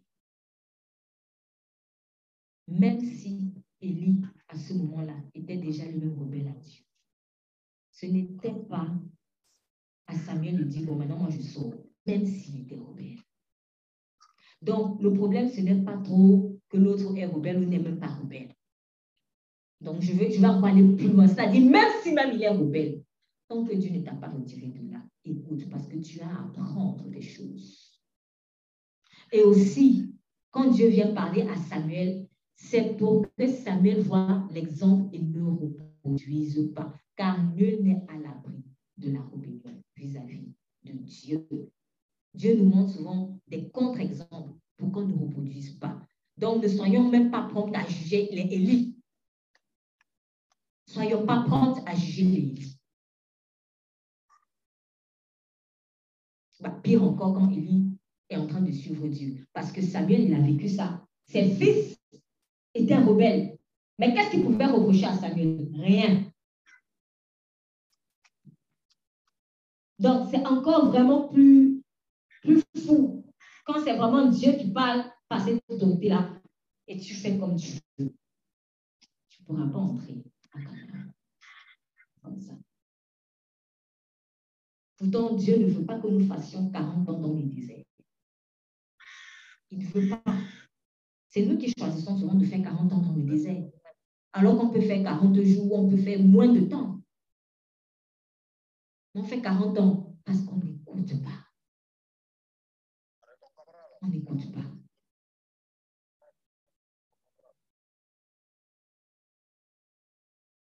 Et maintenant qu'il a écouté, il a dit, parle, ton serviteur écoute. Il ne savait même pas qui disait ça en fait. Il ne savait même pas. Donc, il a juste dit, bon, Élie m'a dit, parle, ton serviteur écoute. Moi aussi, je vais dire, le cœur de l'enfant. Le cœur de l'enfant. Celui qui est comme un enfant, voilà celui qui entrera dans le royaume des cieux. C'est ce que Jésus a dit. Il ne comprenait pas. Il a seulement répété, comme un enfant, il m'a appris ça, je fais. Et c'est maintenant quand la voix répond sur moi, après, il s'est dit, ah, c'est l'Éternel. Donc, il y a deux choses. Premièrement, dans le cas d'Élie et Samuel, l'amour du sommeil, il n'en a pas eu, ça l'a sauvé. Parce que si Samuel avait l'amour du sommeil, Samuel ne se serait même pas levé pour aller voir Élie. Donc, c'était d'abord la première étape. Maintenant, quand il a franchi cette étape, il y avait encore l'autre étape de l'obéissance à l'autorité que Dieu a établie. Donc, il ne suffit pas d'avoir certaines performances d'un côté et puis l'autre, tu laisses, tu crois que ça va le faire comme ça ne le fera pas. C'est toute la loi que tu dois obéir. C'est comme une sauce ou une recette. Si tu n'utilises pas tous les ingrédients, tu ne pourras pas avoir le mets que tu attends. C'est comme ça. Tu appelleras ça autre chose peut-être, mais ça ne sera pas le mets que tu attends. Donc, c'est vraiment l'ensemble de tout qui fait la réussite de ta relation avec Dieu. Dans le deuxième temps, il dit, l'Éternel dit à Samuel, lecture, s'il vous plaît, lecture du deuxième temps, la personne qui voulait lire. L'Éternel vint se tenir près de lui et appela comme les autres fois, Samuel, Samuel. Samuel répondit, parle, car ton serviteur écoute. Alors l'Éternel dit à Samuel, je vais faire en Israël une chose telle que toute personne qui l'apprendra en restera abasourdie. Ce jour-là, j'accomplirai vis-à-vis d'Élie tout ce que j'ai prononcé contre sa famille. Je le commencerai et je le finirai. Je lui ai déclaré, je veux punir sa famille pour toujours. En effet, il avait connaissance du crime par lesquels ses fils se sont maudits et il ne leur a pas fait de reproche. C'est pourquoi je jure à la famille d'Élie que jamais son crime ne sera expié, ni par des sacrifices, ni par des offrandes. Samuel resta couché jusqu'au matin. Puis il ouvrit les portes de la maison de l'Éternel. Il avait peur de raconter la vision à Élie. Mais Élie l'appela et dit, Samuel, mon fils, répondit, me voici. Élie dit, quelle est la parole que l'Éternel t'a adressée? N'en m'en cache rien. Que Dieu te traite avec la plus grande sévérité si tu me caches quoi que ce soit de tout ce qu'il t'a dit. Samuel lui raconta tout sans rien lui cacher. Et Élie dit, c'est l'Éternel, qu'il fasse ce qui lui semblera bon. Samuel grandissait. L'Éternel était avec lui et ne laissa aucune de ses paroles rester sans effet. Tout Israël, depuis Dan jusqu'à Beersheba, reconnu que Samuel était établi prophète de l'Éternel. L'Éternel continuait à apparaître à Silo. En effet, l'Éternel se révélait à Samuel à Silo en lui adressant la parole. Amen. Donc, l'ironie de cette histoire, c'est que Dieu se révèle à Samuel et Samuel écoute. Il dit pas ton serviteur écoute. C'est Élie qui lui enseigne. Écoute. Et lui-même, il obéit et après il écoute. Maintenant, quand Dieu parle, en un mot, Dieu est en train de dire, je vais frapper la maison d'Élie parce qu'ils ne m'ont pas écouté. C'est très ironique. Hein? Seigneur, aide-nous vraiment à ne pas tomber dedans. Vraiment à pouvoir, à chaque fois, ce qu'on sait et ce qu'on prêche, ce qu'on a appris, ce qu'on a conseillé nous-mêmes qu'on le fasse. Et de ne pas s'entêter, parce que connaissant Dieu, il a sûrement été très patient. Pour qu'il en arrive là, c'est que Dieu a attendu longtemps. Donc, je reviens encore pour dire, les gens qui pensent que Dieu sera éternellement patient avec nos bavures, on va vraiment être déçus. Dieu, ce n'est pas un bonbon. Il est bon, mais ce n'est pas un bonbon qu'on suce et puis on jette comme on veut, je ne sais pas. Donc, à ce moment-là, la patience de Dieu avait déjà atteint sa limite par rapport à la maison d'Élie. Élie n'avait pas écouté la voix du Saint-Esprit qui lui disait, il faut que tu reprennes tes fils. Reprends tes fils. Reprends tes fils. Reprends tes fils. Il ne l'a pas fait. Donc, peut-être qu'il était déjà dans une dynamique de, oui, Seigneur, j'écoute, mais je ne le fais pas. C'est pour cela qu'il a dit à Samuel, réponds pas à ton serviteur, écoute, parce qu'il avait l'habitude de dire ça. C'était devenu un slogan. C'est devenu un slogan. Comme beaucoup disent maintenant, je crois en Dieu, je crois en Dieu, je crois en Dieu. Moi, je crois en Dieu, je crois en Dieu. Je crois en Dieu, mais en pratique, par rapport à ce qu'il a dit, on ne voit rien là. On ne voit rien, alors que c'est à ta portée. Donc, ne soyons pas dans le style d'écoute d'Élie. Oui, Seigneur, j'écoute, j'ai bien écouté ce que tu as dit. Mais tu n'arrives, tu ne fais rien. Vaut mieux dire que je n'écoute pas. Vaut mieux, franchement, vaut mieux. Après, vous serez dans le même lot. Mais au moins c'est franc que de faire semblant d'écouter. Oui, j'entends. Et tu ne fais rien. Viendra le jour où Dieu te confondra. Et vraiment, quand d'autres vont pleurer à côté de moi, je vais leur dire quoi? Que je savais ou je ne savais pas. Si je dis que je ne savais pas, je mentirais. Si je dis que je savais, ils me demanderont, toi, tu savais? Toi, tu savais, Dieu est là avec nous? Ça fait plus mal. Donc, Dieu est venu frapper parce que Élie n'avait pas écouté.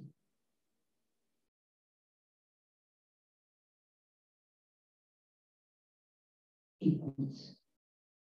Parle ton serviteur. Écoute.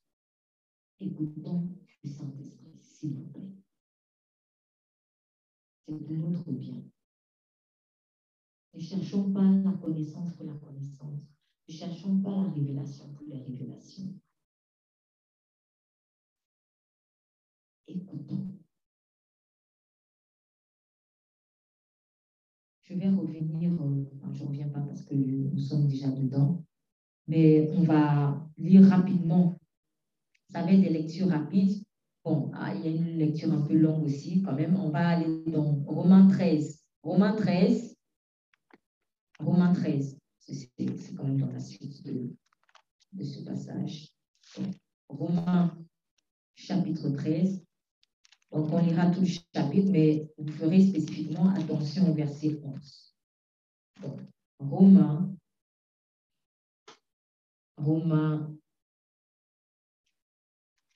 chapitre 13.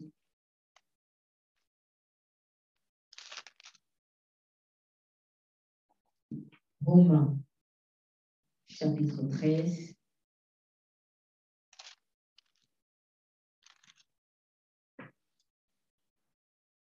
Je demande la lecture. Oui, merci. Que toute personne soit soumise aux autorités supérieures, car il n'y a point d'autorité qui ne vienne de Dieu, et les autorités qui existent ont été instituées de Dieu. C'est pourquoi celui qui s'oppose à l'autorité résiste à l'ordre que Dieu a établi, et ceux qui résistent attireront une condamnation sur eux-mêmes. Ce n'est pas pour une bonne action, c'est pour une mauvaise que les magistrats sont à redouter. Veux-tu ne pas craindre l'autorité ? Fais le bien et tu auras son approbation. Le magistrat est serviteur de Dieu pour ton bien. Mais si tu fais le mal, crains, car ce n'est pas en vain qu'il porte l'épée étant serviteur de Dieu pour exercer la vengeance et punir celui qui fait le mal. Il est donc nécessaire d'être soumis, non seulement par crainte de la punition, mais encore par motif de conscience. C'est aussi pour cela que vous payez les impôts, car les magistrats sont des ministres de Dieu entièrement appliqués à cette fonction. Rendez à tous ce qui leur est dû, l'impôt à qui vous devez l'impôt, le tribut à qui vous devez le tribut, la crainte à qui vous devez la crainte, l'honneur à qui vous devez l'honneur. Ne devez rien à personne si ce n'est de vous aimer les uns les autres, car celui qui aime les autres a accompli la loi. En effet, les commandements, tu ne commettras point d'adultère, tu ne tueras point, tu ne déroberas point, tu ne convoiteras point, et ce qui peut encore y avoir se résume dans cette parole. Tu aimeras ton prochain comme toi-même.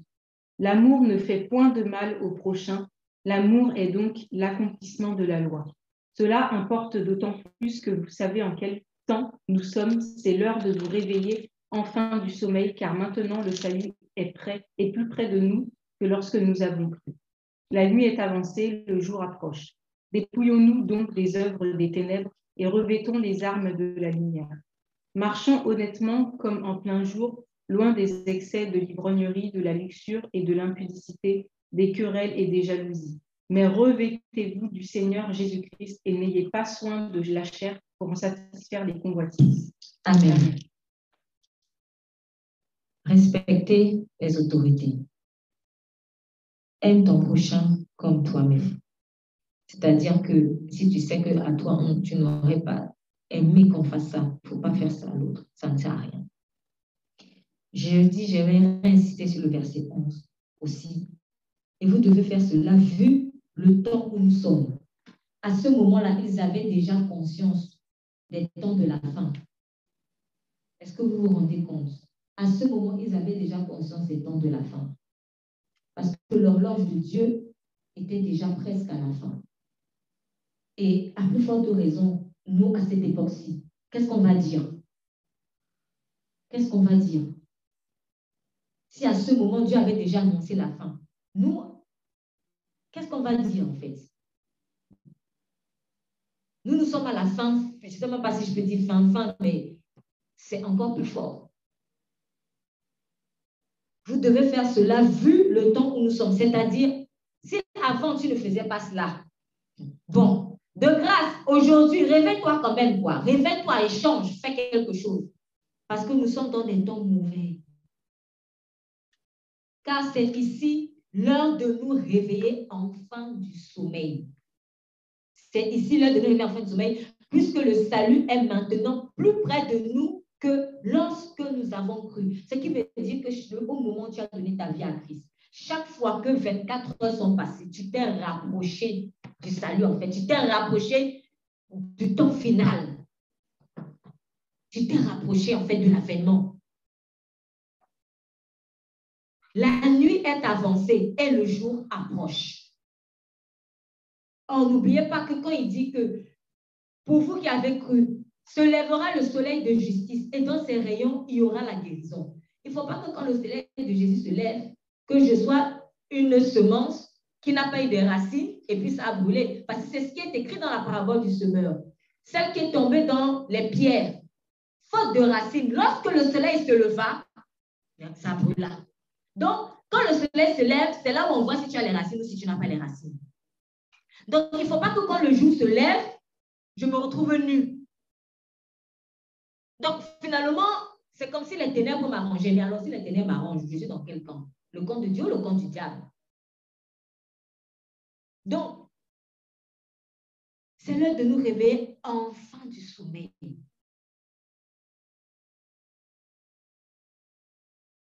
Le salut est maintenant plus près de nous que nous avons cru, lorsque nous avons cru. La nuit est avancée et le jour approche. Dépouillons-nous des œuvres de ténèbres et revêtons-nous des armes de la lumière. Je crois que quand je me revêt des armes de la lumière, quand la lumière va apparaître, elle va me reconnaître parce que je porte ses vêtements. Mais si j'ai les œuvres de ténèbres, quand la lumière va apparaître, ça va être compliqué. Donc, vaut mieux que la lumière vienne me reconnaître avec ses habits. Il ne faut pas qu'elle vienne me dire, je ne te connais pas. Je ne te connais pas. Il ne faut pas qu'elle vienne me dire ça.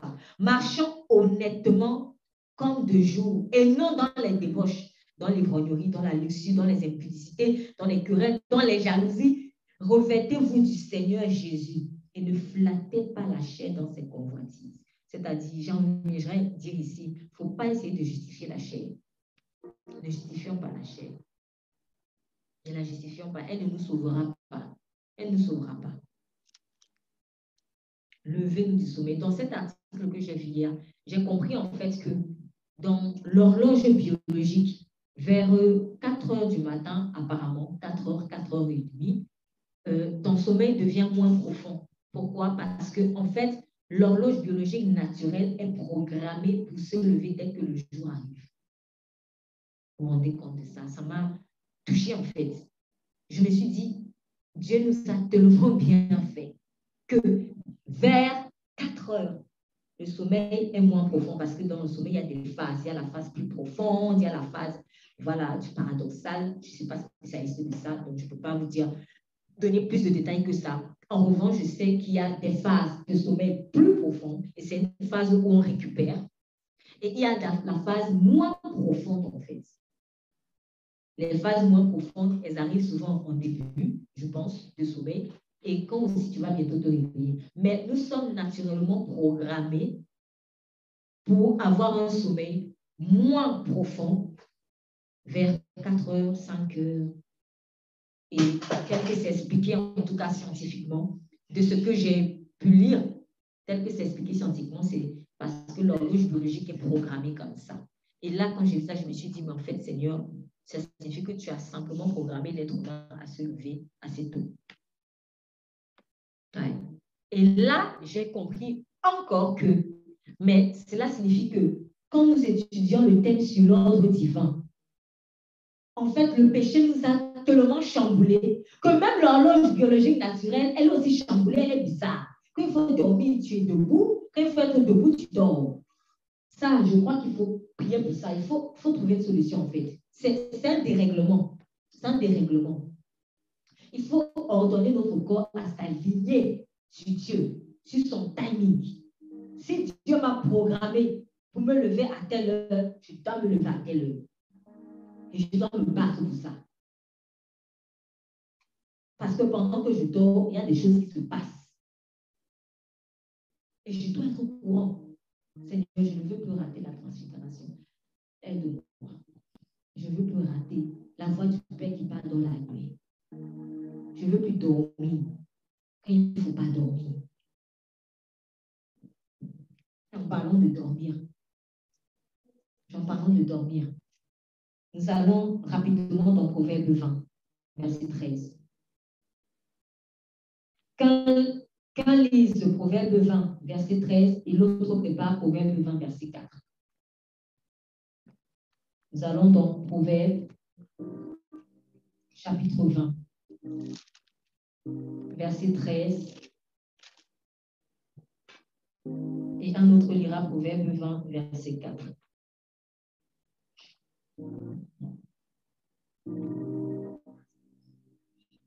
Proverbe 20, verset 13. Oui, merci pour la lecture. N'aime pas le sommeil de peur que tu ne deviennes pauvre. Ouvre les yeux, tu seras rassasié de pain. N'aime pas le sommeil de peur que tu ne deviennes pauvre. Ouvre tes yeux et tu seras rassasié de pain. En fait, on ouvre les yeux quand on se réveille. Et tu seras rassasié de pain. Quand tu aimes le sommeil, tu deviendras pauvre. La pauvreté dans tous les sens du terme. Déjà, si je ne travaille pas, je ne mange pas. Hein, c'est ce qui est écrit dans la Bible. Donc, si je ne veux dormir, je ne pourrai pas travailler, donc je ne pourrai pas manger. Mais ça va encore plus loin que ça.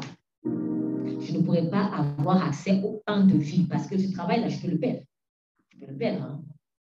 Mais ce qui donne vraiment la vie là, Jésus là. Parce que l'homme ne vivra pas que de pain, mais de toute parole qui sort de la bouche de l'Éternel. C'est ça qui me donne la vie. Parce que même pour aller faire le travail, il faut que j'ai des instructions de Dieu. C'est lui qui me dit, va faire comme ci, va faire comme ça, va faire cela, va faire ceci. Donc, c'est le premier pain que je reçois quand je me lève le matin. Si je ne l'aime pas, je suis pauvre. Mon esprit, il est pauvre. N'aime pas le sommeil, de peur que tu ne deviennes pauvre. Verset 4. Oui, merci. À cause du froid, le paresseux ne laboure pas. Au moment de la moisson, il voudrait récolter, mais il n'y a rien. Très bien. Alors, en ayant médité dessus une fois, le Saint-Esprit m'avait dit ceci. Le paresseux ne labourera pas à cause du mauvais temps. Lors de la moisson, il m'en dira. La moisson, entre autres, est une représentation du retour de Jésus. C'est une représentation des temps de la fin. Ça fait très longtemps, en fait, que j'avais noté ça. Et au moment où vraiment je reparle de ceci, j'en mesure un peu plus la gravité de la situation. Le paresseux ne labourera pas à cause du mauvais temps. Pourquoi? Parce que le paresseux va dire peut-être, en tout cas, moi je parle de moi-même, c'est pas des arguments que j'ai eu à sortir. Ah non, là il fait trop froid.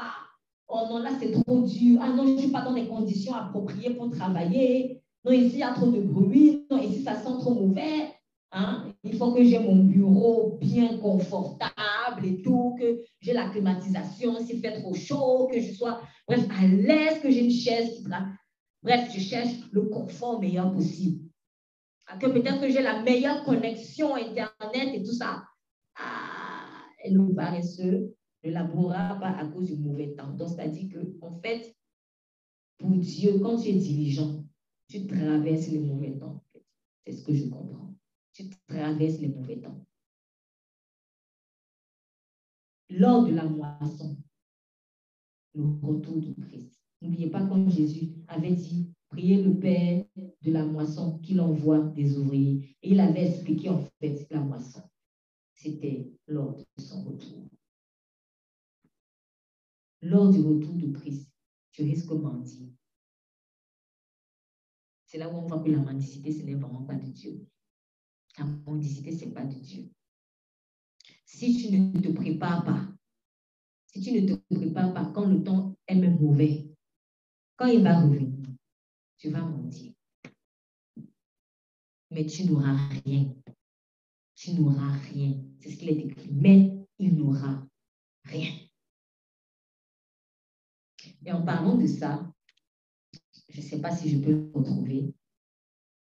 J'aimerais lire, vous vous souvenez de cette fameuse fable de La Fontaine, la cigale et la fourmi. Je vais la lire parce qu'elle est très courte. La cigale ayant chanté tout l'été se trouva fort dépourvue quand la bise fut venue. Donc, la bise ici, on va dire, il fait froid. Hein? Un vent froid. Pas un seul petit morceau de mouche ou de vermisseau. Elle n'avait rien à manger. Elle alla crier famine chez la fourmi, sa voisine, la priant de lui prêter quelques grains pour subsister, jusqu'à la saison nouvelle. Je vous paierai, lui dit-elle. Elle est prête à donner l'argent. Et avant l'août, foi d'animal, intérêt est principal. La fourmi n'est pas prêteuse. C'est là son moindre défaut. Que faisiez-vous au temps chaud? Dit-elle à cette emprunteuse. Nuit et jour, à tout venant, je chantais, ne vous déplaise. Vous chantiez, j'en suis fort aise. Eh bien, dansez maintenant. Si tu ne te prépares pas, pendant le temps qu'il faut te préparer, quand viendra la bise, tu vas mendier et tu n'auras rien. Pourquoi? Parce que c'est les gens à qui tu vas mendier là. Il ne faut pas oublier, la charité d'un plus grand nombre va se refroidir. Tout le monde sera en galère à ce moment-là. Et même, au-delà même de ce que la charité d'un plus grand nombre va se refroidir, il y a des choses qui ne peuvent pas se prêter. Je suis en train de penser, par exemple, aux vierges folles et aux vierges sages. Quand il fallait aller acheter l'huile, peut-être qu'elle chantait. Maintenant, quand le Christ, l'époux arrive, s'il vous plaît, donnez-nous votre huile. Il n'y en aura pas assez pour vous et pour nous. Il y a des choses qui ne peuvent pas se prêter, en fait. Ta relation avec Dieu, ça ne se prête pas. Ça ne peut pas se prêter. En fait, le peu que quelqu'un peut faire, c'est te montrer où aller acheter l'huile. C'est le maximum. Mais il ne peut pas te donner de son huile. À chacun son huile. Toutes les personnes que Dieu met autour de toi, Toutes les personnes que Dieu a mis pour édifier l'Église, comme il le dit dans sa parole, les apôtres, les prophètes, les pasteurs, les diacres, les enseignants, toutes les personnes que Dieu utilisera, c'est pour te montrer où acheter l'huile ou éventuellement comment on achète l'huile. Mais ce n'est pas pour te donner l'huile. Dans Dieu, tu apprends à pêcher le poisson. Au début, peut-être, on va te donner un peu le poisson. Mais vient le temps où tu dois apprendre aussi à pêcher. Parce que Dieu n'est pas un Dieu de paresse. Ce n'est pas un Dieu de paresse. Même les mendiants qui sont ici dehors, c'est devenu dans certains pays une infraction. Mais on se plaint. On a raison, quelque part. La mendicité, ça ne vient pas de Dieu. Dieu veut que tu apprennes à être productif. Il veut que tu apprennes à être productif. Il veut que tu apprennes à être fort. J'ordonne que tu sois puissant. Il ne faut pas seulement compter sur lui d'autrui. Lève-toi, prépare-toi. Ne chante pas seulement quand il faut se préparer. Il y a un temps pour chanter et un temps pour travailler. Il y a un temps pour faire ce que Dieu t'a demandé de faire aujourd'hui. Il y a un temps pour faire ce que Dieu t'a demandé de faire ou te demandera de faire demain. C'est comme ça. Prépare-toi. Sinon, tu vas mendier et tu n'auras rien.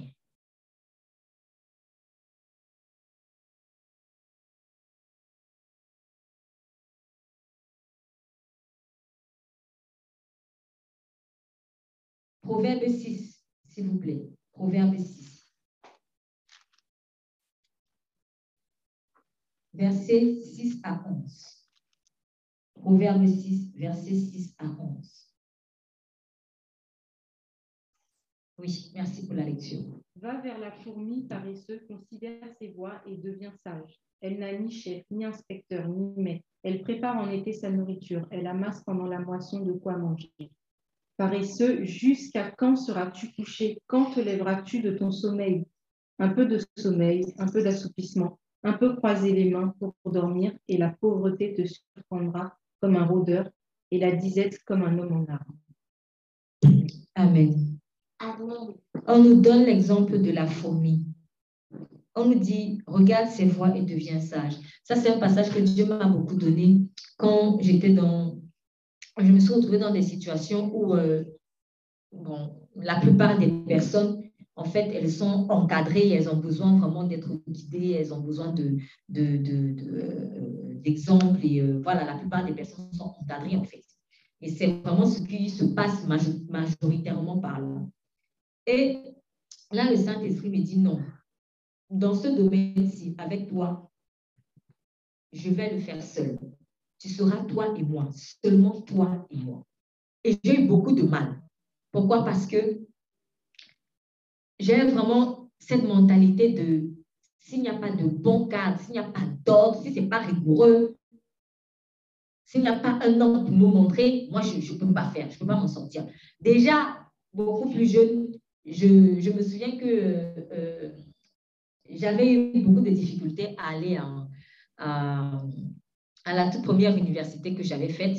Pourquoi? Parce que celle-là qu'on m'avait proposée, je trouvais qu'il y avait trop de désordre là-bas. Je trouvais qu'il y avait trop de désordre. Donc, du coup, je voulais aller dans une école privée parce que j'estimais que c'était plus rigoureux, etc. Et je disais, ah non, là-bas, c'est public, c'est désordonné, etc., etc., etc. Mais bon, finalement, j'ai fait l'école que j'estimais être désordonnée et je m'en suis bien sortie. Et au fil du temps, et surtout quand j'ai donné ma vie à Christ, Dieu m'a fait comprendre que déjà, il avait sa main sur ma vie depuis tout petit. Toute petite, comme il le fait avec chacun d'entre nous d'ailleurs. Et déjà à ce moment-là, il voulait me montrer que même dans un endroit désordonné, mon cadre, c'est le Saint-Esprit en fait.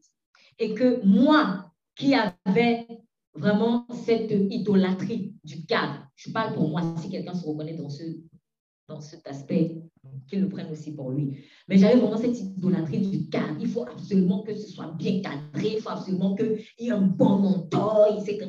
Et si je me trouve tout seul, je ne peux rien faire. Voilà, c'était ça. Et là, je vois ce passage. Paresseux, va vers la fourmi. Regarde ses voies et devient sage. Elle n'a pas de chef. Il n'y a pas quelqu'un qui vient lui dire, rends-moi le dossier ici dans 2 semaines. Tu as 2 jours pour me faire cela. En fait, on ne se rend pas compte. Hein. Mais parfois, les gens, ils se plaignent de ce que peut-être le patron est trop exigeant. Mais quand maintenant, il n'y a plus le patron pour montrer les exigences, on se sent un peu dépourvu. C'est à peu près ce que Israël avait fait en fait.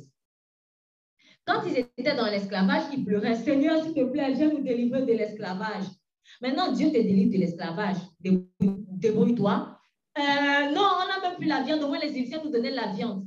C'est un peu bizarre en fait. La fourmi, elle n'a pas de chef pour venir lui donner des deadlines, etc. La fourmi n'a pas de surveillant, donc quelqu'un qui vient contrôler ce qu'elle va faire. Souvent, dans le cadre du travail, on a un peu la pression parce qu'on sait qu'il y a quelqu'un qui va suivre, qui va venir noter. Ça donne la pression. Ça donne une certaine adrénaline, en fait. Et quand tu sais que tu n'as plus de contrôle, eh ben, tu te laisses aller. Si on dit qu'à partir d'aujourd'hui, il n'y a plus de contrôleur dans les trains, eh ben, je crois que ça va être un peu freestyle, quoi. C'est ça. Donc, elle n'a pas de maître. Pourtant, elle prépare sa nourriture. La fourmi n'attend pas que quelqu'un vienne lui dise « prépare-toi ». Elle n'attend pas. Elle n'attend pas que quelqu'un dise « prépare-toi ». Elle amasse tout durant la moisson de quoi manger. Elle ne dort pas. Elle n'attend pas que quelqu'un lui dise « hey, lève-toi, réveille-toi ». Et souvent, nous, on est dans cette « et je fais quoi, et je fais quoi, et je fais quoi, et je fais quoi ». Dieu a déjà parlé. Donc, si on te dit « demain, tu sors de la maison », qu'est-ce que tu fais? Tu commences à prendre tes dispositions. Est-ce que quelqu'un doit te dire « oui, je dois faire ceci, je dois faire cela ». Tu prends tes dispositions. Tu prends tes dispositions. Fais comme la fourmi. Elle sait que bientôt je vais manquer. Elle prend ses dispositions. Si tu ne prends pas tes dispositions, soit c'est que tu n'as pas écouté ou tu es fou. Il faut prendre tes dispositions. Donc ça, c'est un peu le mal de ceux qui ont du mal, permettez la répétition. C'est le mal de ceux qui ont du mal, c'est-à-dire la cigale. C'est le mal de ceux qui ont du mal à avancer sans chef, sans surveillant. Il faut qu'on me surveille. Qu'on me surveille. Ah, fais ceci, rentre à tel endroit, à tel moment. Ah oui, ok, d'accord. Non, ça, c'est la mentalité de l'esclavage. Et maintenant, parfois, quand on met le chef, tu te rebelles encore. C'est ça qui prouve que ce n'est pas une bonne mentalité, en fait. Parce que si vraiment c'était que tu avais besoin de chef, tu aurais obéi même au chef maintenant que Dieu est.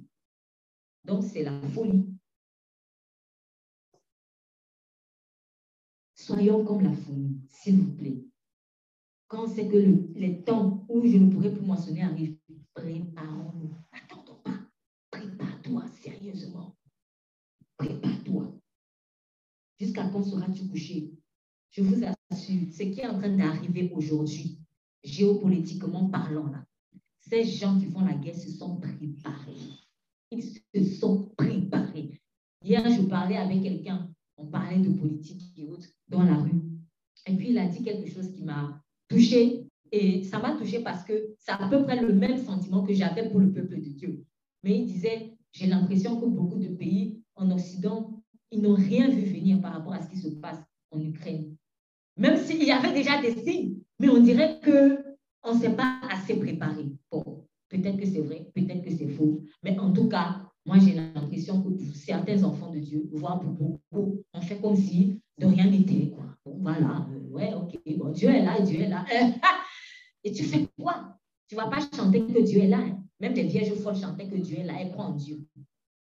Il faut se préparer. Dieu donnera des instructions à chacun pour. Prépare-toi naturellement. Fais comme si on te dit que demain, tu n'auras plus la maison. Tu fais comment? Dans quelles conditions tu commences à vivre? Ne crois pas que comme tu es habitué au chauffage aujourd'hui, c'est du jour au lendemain que tu vas plus t'habituer au chauffage. Commence à te préparer peut-être à ne pas t'habituer au chauffage. Je ne sais pas quelles raisons je peux donner. Chacun sait quelles sont ses limites. Si je sais que je n'ai pas de force physiquement, il faut que je commence peut-être à m'entraîner, à faire un truc. Je ne sais pas. Mais en tout cas, par rapport à ce que Dieu t'a demandé de faire, ou par rapport à ce dont il t'a averti, prépare-toi. Prépare-toi. je vais dire quelque chose, peut-être que certains ne seront pas d'accord. Ça n'engage que moi. Mais Jésus a dit que par rapport à la fin des temps, il a dit priez pour que ce jour-là n'arrive pas un jour d'hiver. Priez. Si Jésus me dit prier, moi je vais aussi prier, Seigneur, pardon, que ça n'arrive pas un jour d'hiver. Et dit malheur aux femmes qui seront enceintes à ce moment-là. Seigneur, si c'est que ça m'arrive à ce moment-là, je commence à prier pour moi-même par rapport à la conception de mes enfants. Seigneur, je prie que mes enfants naissent au bon moment. Tac, tac, prie, prie, pour ne pas être mal à l'aise à ce moment-là. Parce que si tu sais qu'il ne faut pas tomber enceinte à tel moment, toi tu fais tout pour tomber enceinte à ce moment, c'est bizarre. Prépare-toi. Ça peut aller beaucoup plus loin que ça. Chacun, dans sa vie privée, qu'il voit ça avec le Saint-Esprit. Mais il faut se préparer. Dieu te dit, bientôt, tu vas avoir beaucoup d'âmes que je vais amener à toi. Et toi, spirituellement, tu es là, tu ne fais rien, tu montes, tu descends, tu te concentres sur autre chose.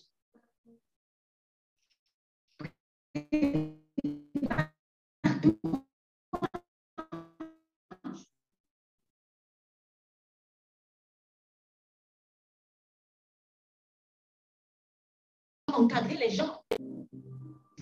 Préparons. Et se préparer, ce n'est pas que prier, prier, prier, prier. En fait, je prie pour recevoir les instructions comme le naturel.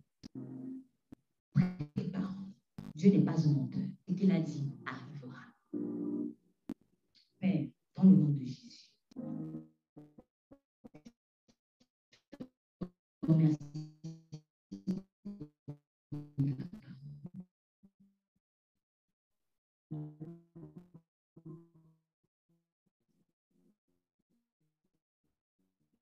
Autre chose à ajouter.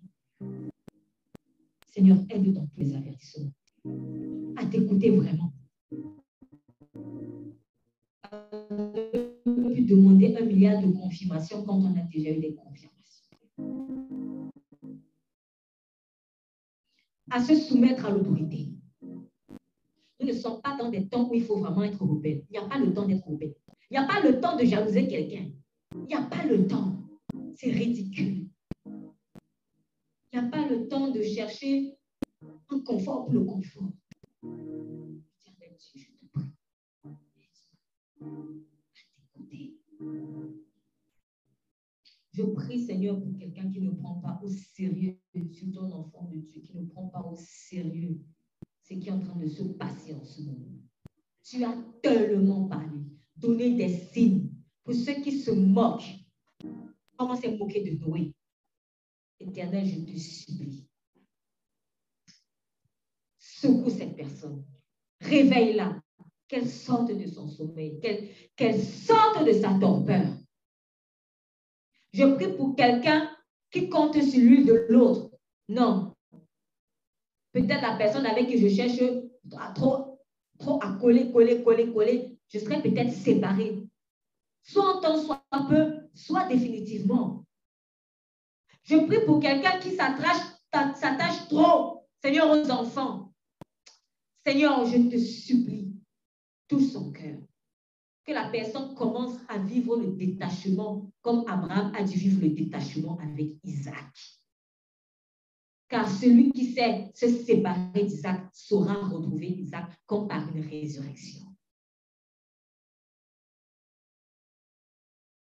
Je prie pour quelqu'un qui est trop attaché à des relations.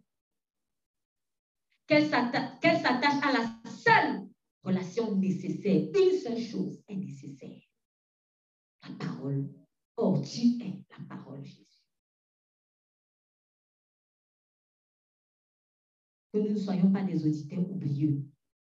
Que nous ne dormions pas, Seigneur, alors que les bombardements ne font que se rapprocher. Que nous ne pensions pas que c'est des choses, Seigneur, qui se sont passées seulement dans l'histoire à l'époque des ancêtres. Comme peut-être Élie a pensé, non, ça c'était à l'époque des ancêtres.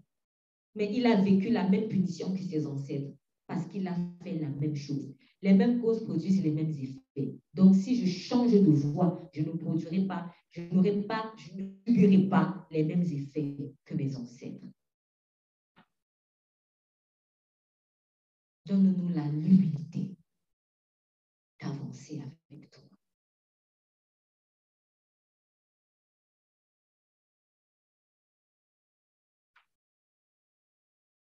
Amen.